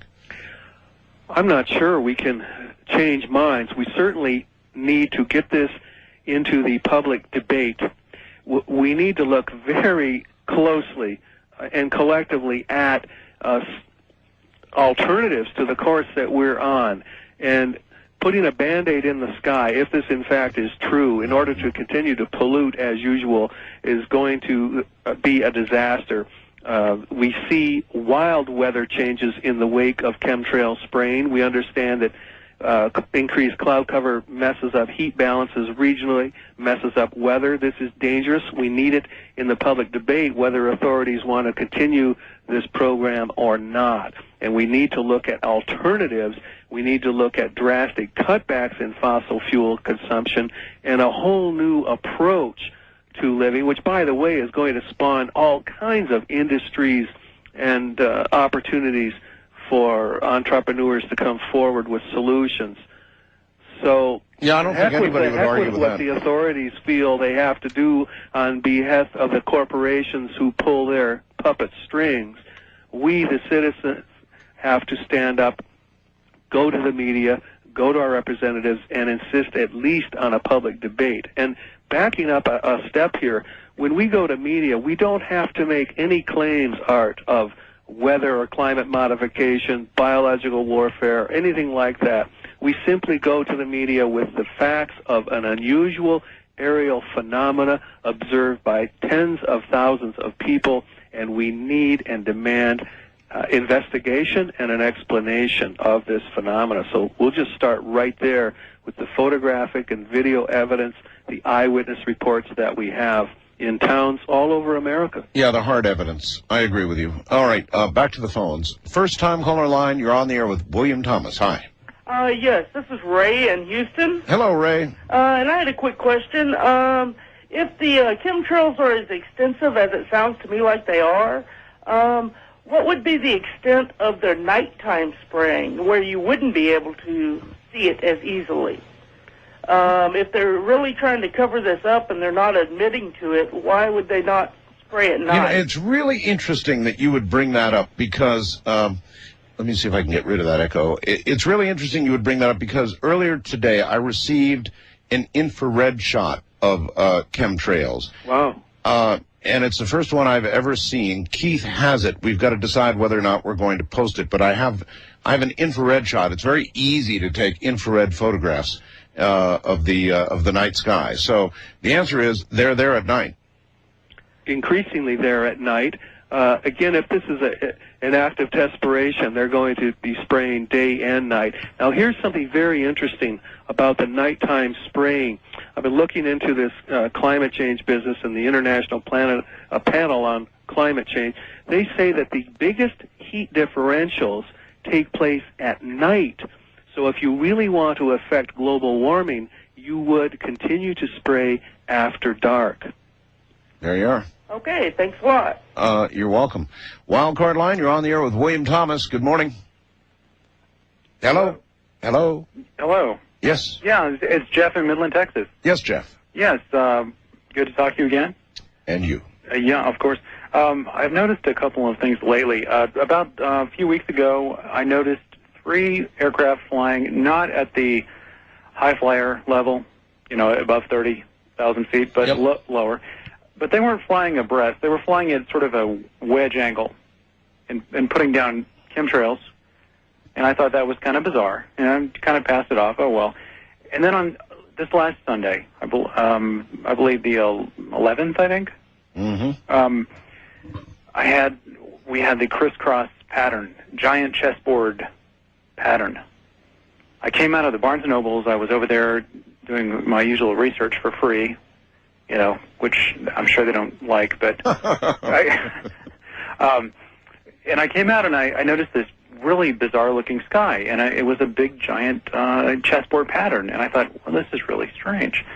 And it had weird colors to it. It was almost like a sort of refractive type pattern to it. Behind it was a beautiful blue sky, and then below it, which I would guess would probably be about 10,000 feet or so, maybe, it was the stationary pattern that was spreading out, but it stayed the course, as far as being a grid pattern.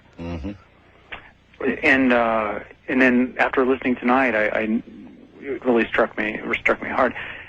The third thing about it, somebody mentioned white planes, and there has been this white 737 that has been flying around here for the past 3 years. I don't know what it's doing. It's not a commercial airliner. It's creepy looking. I'd say take pictures, darn it. Yeah, I would like to do that. This thing just pops out of nowhere, and it's a white. It does have call letters on it, but it's not marked. It's just a pure white 737, which I find really bizarro. So do I. William, is that typical? Not the 737, but the white spotter-type airplanes are, as your caller says, popping up all over. And we're talking twin-engine aircraft flying at low altitudes beneath chemtrails here in Vancouver, other parts of the United States. I just got some reports this week. White spotter planes, the observer's word spotter, but white aircraft that appear to be sampling or spotting chemtrails at very low altitudes. And again, folks, we really need some photographs of these aircraft. All right, caller? I agree. Definitely. All right. I'll try to get you some. One more thing. Yes. When you're doing your, in quotes, research at Barnes & Noble, how many times a day do you have to say, just browsing, just browsing? I never have to say that. I can go in there and I can run through the entire magazine rack and then go back to the cookbook section and have a heyday. Well, they're good people then. All right. Thank you very much. Let's get some chemtrails in those magazines. Yeah, indeed. East of the Rockies, you're on the air. West of the Rockies, call toll-free 1-800-618-8255. Michael, I'm going to have to take that out. We have one pretty important... Okay, don't hang up on me, please. No, I'm not hanging up on you. I'm just saying we have an important rule on the show. You can only use your first name, not your last name. It's Michael from Philadelphia and the Flamethrower Talk Radio 1210. That's it. I've got a list of everything, and I'm going to run through it, and here it goes. Bright white trails against a blue sky, perfect weather. And then they go to fanning out, and then they drop the perfect weather all at once. And all the local air traffic is grounded because I'm in Philadelphia. You see it drop into Philadelphia Airport. And then all of a sudden, these big black, and people call them other colors, but big black, they lay the trail. And then the spotter planes, which are like corporate, high-end corporate types, go in and kind of survey the area. And then you get high-end Air Force, and I have pictures of zeros and X's where these high-ends, like, mark certain areas. Right. And then these big blacks respray, and then the whites, like, have sensors or something, and then they kind of, like, you didn't do enough here, you didn't do enough there, and it all comes at once. But it's perfect weather, whether it's midday, no wind, perfect blue sky, or late evening. And one time we're coming from the Jersey Turnpike south. They all started heading from the north, and they go to Dover Military Base, and they end down there. And I've got pictures on disc, and I turned them into disc type with negatives. I've got them right here. They need to be re-enhanced. But everything you finally, Mr. Thomas, yeah. God bless you. I have been the proverbial whack job in my family and telling people this. But I am I'm out in a grocery store parking lot taking pictures in Cherry Hill of all of this. And I have it, but it's bright white trails.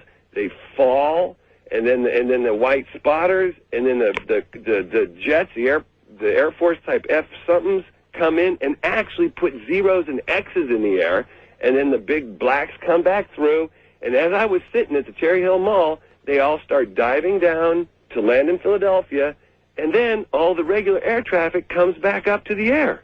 You see regular air traffic drop, then the big ones come up, they drop, and then air traffic comes back up. So in other words, you're saying you see spotter planes sort of kind of like in Nam, where they laid down smoke and then you lay down the heavy fire.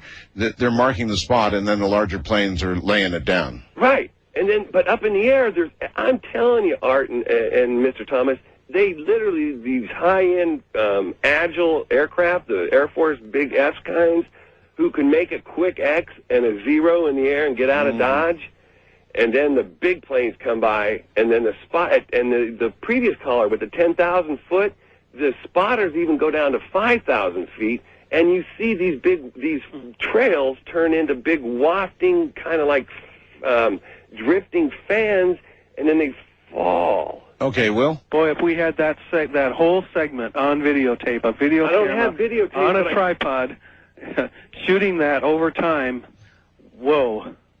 Yeah, that's what we really need, that, folks. We need the proof. We need more proof. We've already got a great deal of proof. Obviously, you've heard it this morning, but that sequence, I haven't heard that sequence before, Art. No, that's new, and I don't know. It's hard to ask people, they have lives, and to sit out there with a video camera and to try to get all of this stuff, it's a lot to ask of people. It is, But I used to have a life myself before this story. Yeah, I bet you did.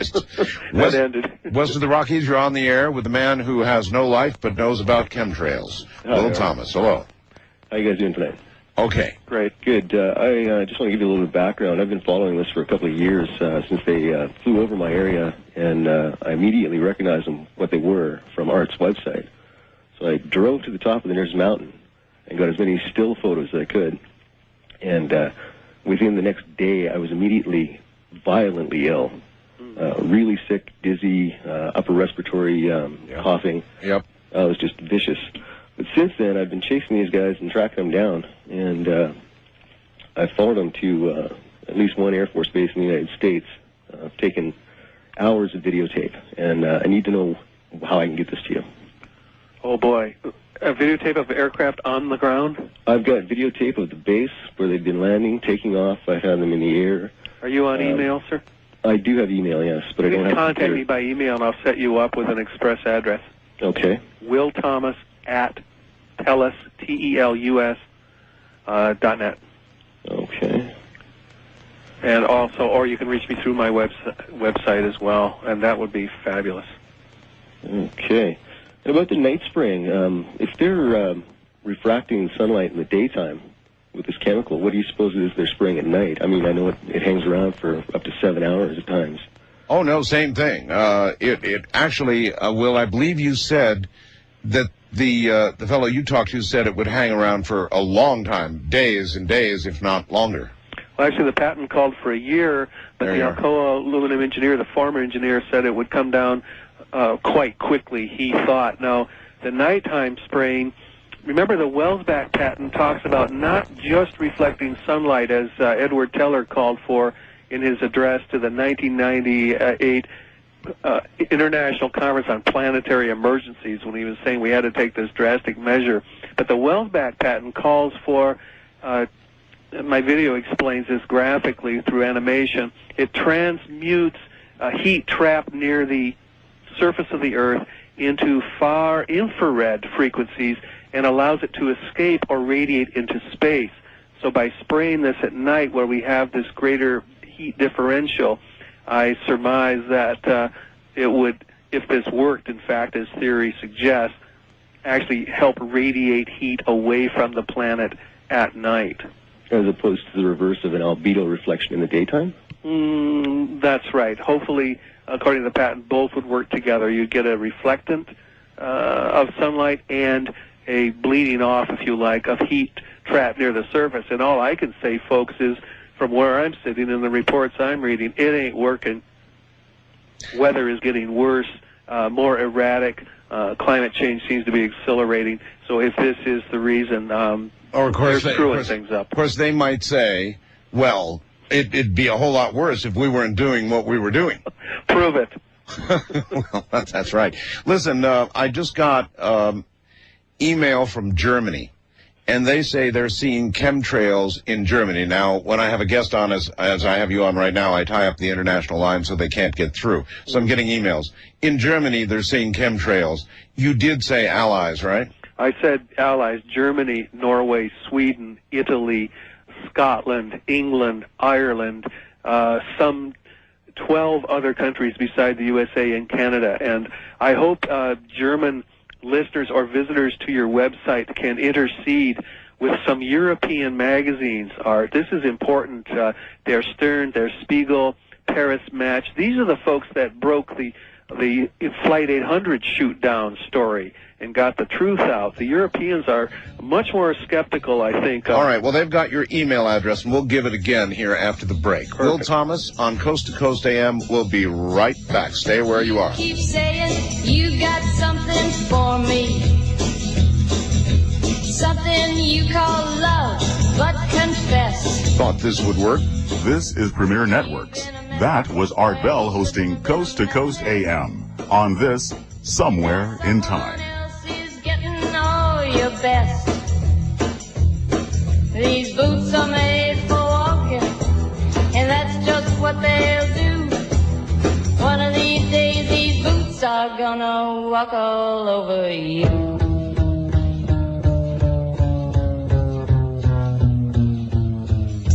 Yeah. You keep lying when you ought to be.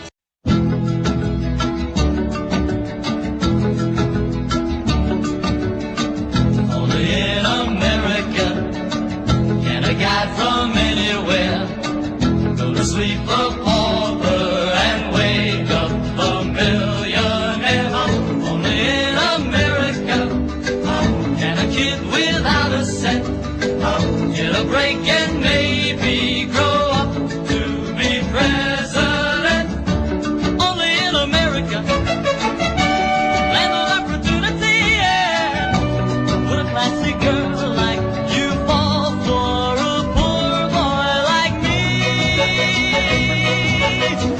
Only in America can a kid who's washing cars take a giant step and reach right up and touch the stars. In America, will a dream like this come true? Will a guy like me start with nothing and end up with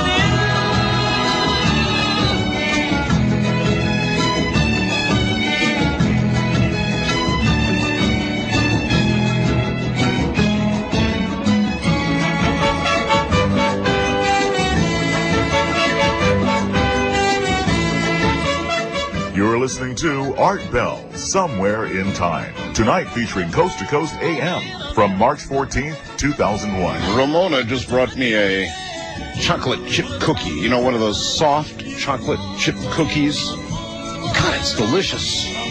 Survival food.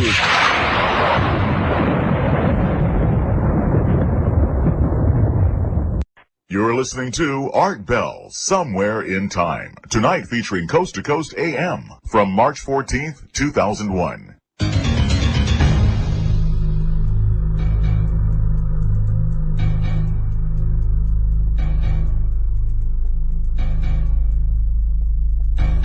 All right, Will, you're back on the air again. Okay. And lots of people want to talk to you. So here we go. First time caller line. You're on the air with William Thomas of Chemtrail fame. Hi, this is Larry from California. Hi, Larry. How you doing? I'm an avionics tech, and I actually work on KC-135s. No kidding. Yeah, for the government as a civilian. The only thing I have a question for your guest is that, see, when we fill our airplanes up with gas, we're filling them up with the same fuel we're putting on our 38s and 39s and 15s. And also, the KC-135, you know, is he talking about the R models or the E models type of aircraft? Because if he's talking about the old E models, they have the J-57s, and they do leave a really trail in the air. I'm just wondering if he knows which model. I wouldn't know the model designation. We've positively ID'd the aircraft because we've matched our videotape with the official U.S. photographs. Couldn't give you the model. Yeah, because there's like 10 different models of KCs. And I was just wondering if anyone one certain model or not. And the fact that they pass the gas to other airplanes, I mean, that's their job. Yep. And they do it out of their own tanks. In other words, they burn the gas out of the same tanks they pass to the other airplanes. So is these chemicals getting into like the 16s and the 15s when they pass it to them? Actually, these aircraft are spraying chemicals in what U.S. Air Force Weather Force specialists call aerial obscuration, and they're not refueling any fighter planes on these particular missions. Now, I have a letter from Major Gregory Barlow down in Washington State stating emphatically that our tankers, our being the U.S. Air Force tankers, do not make contrails. Why? Because they fly too low to refuel tactical fighters. They don't fly at the higher altitudes. So he is saying their tankers don't make contrails, and I am saying we have hundreds of photographs and miles of videotape of tankers making some kind of trail. If not a contrail, it must be something else. Well, when I fly them, because I fly them when we go, go places. Yeah. We're up to 35,000 feet and above. Are you refueling at that altitude? No, we're not refueling at that altitude normally. Normally Right. they come down, they get in a track, and I think they refuel about 15,000. That sounds right. That's about right. But, okay, I just was wondering if you knew what model type. No, not specifically. Many different models. Appreciate your call. All right, thank you. Thank you and take care. Wildcard line, you're on the air with William Thomas. Good morning. Hi, good morning. Dave from San Jose, listening on KSFO. Indeed, And mighty KSFO. Yeah, and please beat KGO, please. Well, you know what? I'm glad you said something about that because I can't take those. Because we are positioned right now to whomp KGO, and of course KGO is a fine station. Yeah, Nothing the wrong with sister KGO. station, I understand. They're the sister station, but we're going to kick their Thank you. sister station butts. You don't know how much I appreciate that, and I won't mention the other guest anyway, who's on the same time as you are. Tell Ray I said good morning. Anyway, do you have a question? Yeah, I certainly do. Will, about the USA Today article, even if you would have been mentioned or quoted precisely in that article, if you read, obviously you've read the article, the first 7 words are a new conspiracy that's sweeping the internet. Right there, you were dead. You got it. They killed you no matter which way you would have been put otherwise in the article, you were dead. You also mentioned that, and Art did too, about the people in Germany saying that they're saying the same things, and you said, well, the Allies, but you really said it earlier in the program, it's happening on a NATO level, your words, not mine. And now I want to get to a certain point. This time that we're living in, we're looking at climate change, and maybe your eyes are going to roll back here, and maybe I'm wildly speculating, but we have this climate change going. We have a very strange economic time going. The Middle East is, whoever gives the go signal there, that will explode, plus Kosovo, plus the Russians, and on and on. Plus, you also have UFO, because you're going to this conspiracy conference, I'm sure that there will be UFO and abduction and that type of thing happening. Can these things possibly be compartmentalized, or do you see a linkage between the chemtrails and all of this activity looping back into being one thing, and the chemtrails being a part of this whole? Does that make sense? Oh, I'm not sure I completely follow you. I'm sorry. Certainly in terms of cover-up of real intentions and real operations, there is a linkage across the board. Okay. As Art noted earlier, we have the same type of denial and official cover-ups going on. Okay. As far as all of us inhabiting a spaceship facing these perils, yes, all of these factors are linked in the sense of threat and opportunity for change. Okay, that's what I was thinking, because I was wondering if the chemtrail was just one thread of this of all these other seemingly unrelated events that are by coincidence happening right at this moment? Like I say, the economics and everything else. Right. Let me take another quick shot at it. Sure. I've been on this story for over 2 years, and it's been very frustrating, and I'm delighted tonight to have had a breakthrough and an admission of a military component. Right. I've stuck with this story because I believe firmly that when the chemtrail operation is finally exposed publicly, a lot of other devious government plots, if you will, are going to come unraveled at the same time. It's going to take down quite a bit of secrecy around other projects. Okay, thank you, Will, and God bless you, and good luck to you. All right, my friend, thank you very much for the call. East of the Rockies, you're on the air with William Thomas. Hello. Hi, William. My question, I'm from Lone Star, South Carolina. My question has to do with pulse detonation contrails. I was wondering if you've had any sightings of any contrails lately at all with the pulse detonation. I'm just wondering your view, could this technology also be pulse detonation in a nuclear sense also, maybe utilizing a quite rapid succession of pulses, getting some rapid aerial type of maneuvers involved with something like that? I'll just sit back and listen to what you got to say. I've certainly seen photographs. I believe you're talking of the dashed line appearance of these plumes.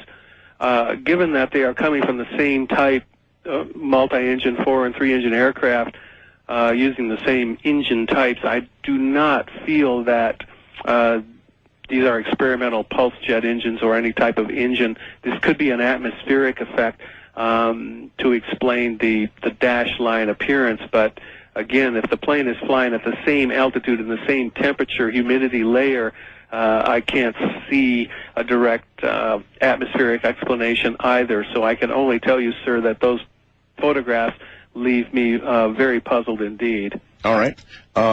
Running short on time. East of the Rockies, you're on the air with William Thomas. Good morning. Good morning. I'll make it quick. I know this truck noise is annoying. You're in a truck? Yes. And where is your truck? Southwest Virginia. All right. Call sign UFO. Yes, sir. Could human bodies absorb this aluminum over time and make us more susceptible to the psychological frequencies that HAARP is reputed to be able to transmit? It's an interesting question. First answer, yes, absolutely. This is cumulative in human tissue and brain tissue. Secondly, I guess theoretically it would make us more susceptible to HAARP. And again, if I can harp on this, if you'll let me get away with that, it's the electromagnetic smog in cities that you're exposed to as a trucker, that we're all exposed to, that is, to me, of even greater concern, because this is daily, and these are a multitude of frequencies and intensities. And any aluminum in our bodies or any chemical in the air is going to enhance the conductivity of this electromagnetic pollution, which I've written about in my book, Scorched Earth. And this is very serious indeed. I don't take away from HAARP, but HAARP is not on continuously. The smog is 24 hours a day. Mm-hmm. Boy. All right. West of the Rockies, you're on the air with William Thomas. Hello. Hello. I'm on? You're on. Okay. I've been wanting to get a hold of you. I'm up in northeast Washington, north of Spokane. We do have the spraying at night. We live in a canyon that goes north-south, and normally there weren't any planes up here until they started spraying. Our skies have been white as much as not. Summer of '99, we had snow every month of the year on one of the high passes up here. June, 4 inches in July, 2 or 3 inches in August. September, October, the whole year. It was the only year they've ever had with snow every month. But the next summer, we had fires up here. JP8 is flammable. Suddenly, we had nice blue skies, no spraying. And the other thing I'm curious about, I heard them talking on your HAARP program the other night about creating holes in the ozone that would cause the lower atmosphere to go up and fill the hole. Would that cause a weather high that would sit over us since those fires because we had those hive big enough to suck the clouds from the Mexico monsoons down in Arizona clear up here. Right. We didn't have any rain from them because the moisture wasn't there. But we were so darn dry last summer with all those fires, and now we've had a high sit on us all winter long. We had highs from October until just a week or so ago. The high was 30. The lows were down in the teens and the zeros. No snow. 2 or 3 inches here, 3 or 4 inches there.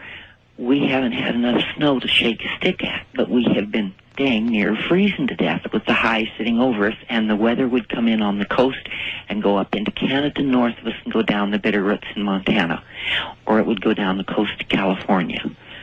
And it seems like we have had a high sitting here for dang near a year. But as a result, we've got extremely low water in the Roosevelt Dam behind. They've been putting a foot of water a day over Grand Coulee Dam, and we're down lower than we've been in 70 years. Apple crops and everything else could take a loss because of it. You can pay people not to raise wheat or peas or whatever, but apple crops have to be watered or they die. And it just seems like there's too much going on to call it all coincidence. And why Northeast Washington, where there's usually more water than anywhere in the country? One of your guests commented that the safest place if you want water was between Glacier National Park and Vancouver, Canada. We've had a drought for over a year. Well, I think one of the answers is it's everywhere now. I know. All right? Mm-hmm. All right, well, thank you very much. I appreciate you being on. I've got your book and your tape, and I support what you're doing. Oh, there you are, Will. Well, thank you very much. And, of course, what your caller has described is a radical kink in the jet stream, which is moving these high-pressure areas around. And here on the West Coast, on Hornby Island and the islands here, we are also setting records for sunshine, records for lack of rainfall here on the rain coast of Canada, and our wells are drying up as well. And we have major disturbances in the jet stream that could be related to climate change and could be related to HAARP, and I believe actually related to a multiplicity of interacting factors. And boy, we had better not mess around with an atmosphere already on the verge of chaos in the scientific sense of that word. Boy, I'm with you there. The old Mother Nature thing. First time caller line, you're on the air with William Thomas. Cheerio. Hello. Hello. This is me. Okay. I thank you for taking my call. I'm calling from Southern California. All right. And it was either February 21st or February 22nd. We had a beautiful blue sky for a change, and somebody used it for a chalkboard up there. And a few days later, my son suddenly came down quite ill, fever of 104. Currently, he's been into the doctor every day for the last 10 days, and he is currently tealing from his feet and from his hands. Do you have any comments or suggestions? I have contacted the county health department as of yesterday. Well, we are, and I myself have encountered severe rashes and itching. People are reporting sores on their faces. I don't have a good handle on how widespread that is. I'm very concerned by your report of actual peeling skin. I know that William Wallace's animals took sick, and the skin peeled off one of his dogs, and the dog died. None of the tests are coming back. All the tests are showing negative for meningitis, strep, everything, and the doctors are baffled, but they're not doing anything. And I'm just wondering, what are the long-term implications of this? Ooh. Again, it seems to be, everyone's individual. I've written on health for years, and everyone's immune system is different. Our genetic disposition, age, gender, things like that. Children are especially susceptible, of course, as are the elderly. And all I can do is urge listeners to take care of your family and yourselves, boost your immune systems with supplements, watch your diet, don't eat foods dusted with pesticides derived from chemical warfare, love the heck out of each other. That's one of the best immune boosters going. Sure. And you just, take care to stay strong, and for God's sake, stay away from vaccines. Well, I've posted on Art's website, so there's some information there. If you'd like more, let me know. All right, good. And thank you very much for all your research, both of you. All right, you take care. You too. Good night. Wildcard line, you're on the air with William Thomas. Hello. Hello. Hi. Will, I think your research is wonderful. This is Vicki in Hawaii, and Art, I really got to talk to you about the UFO situation. I emailed you those. Okay, that would be another time, though. No, Art, wait. It's related to the contrails. Okay, go.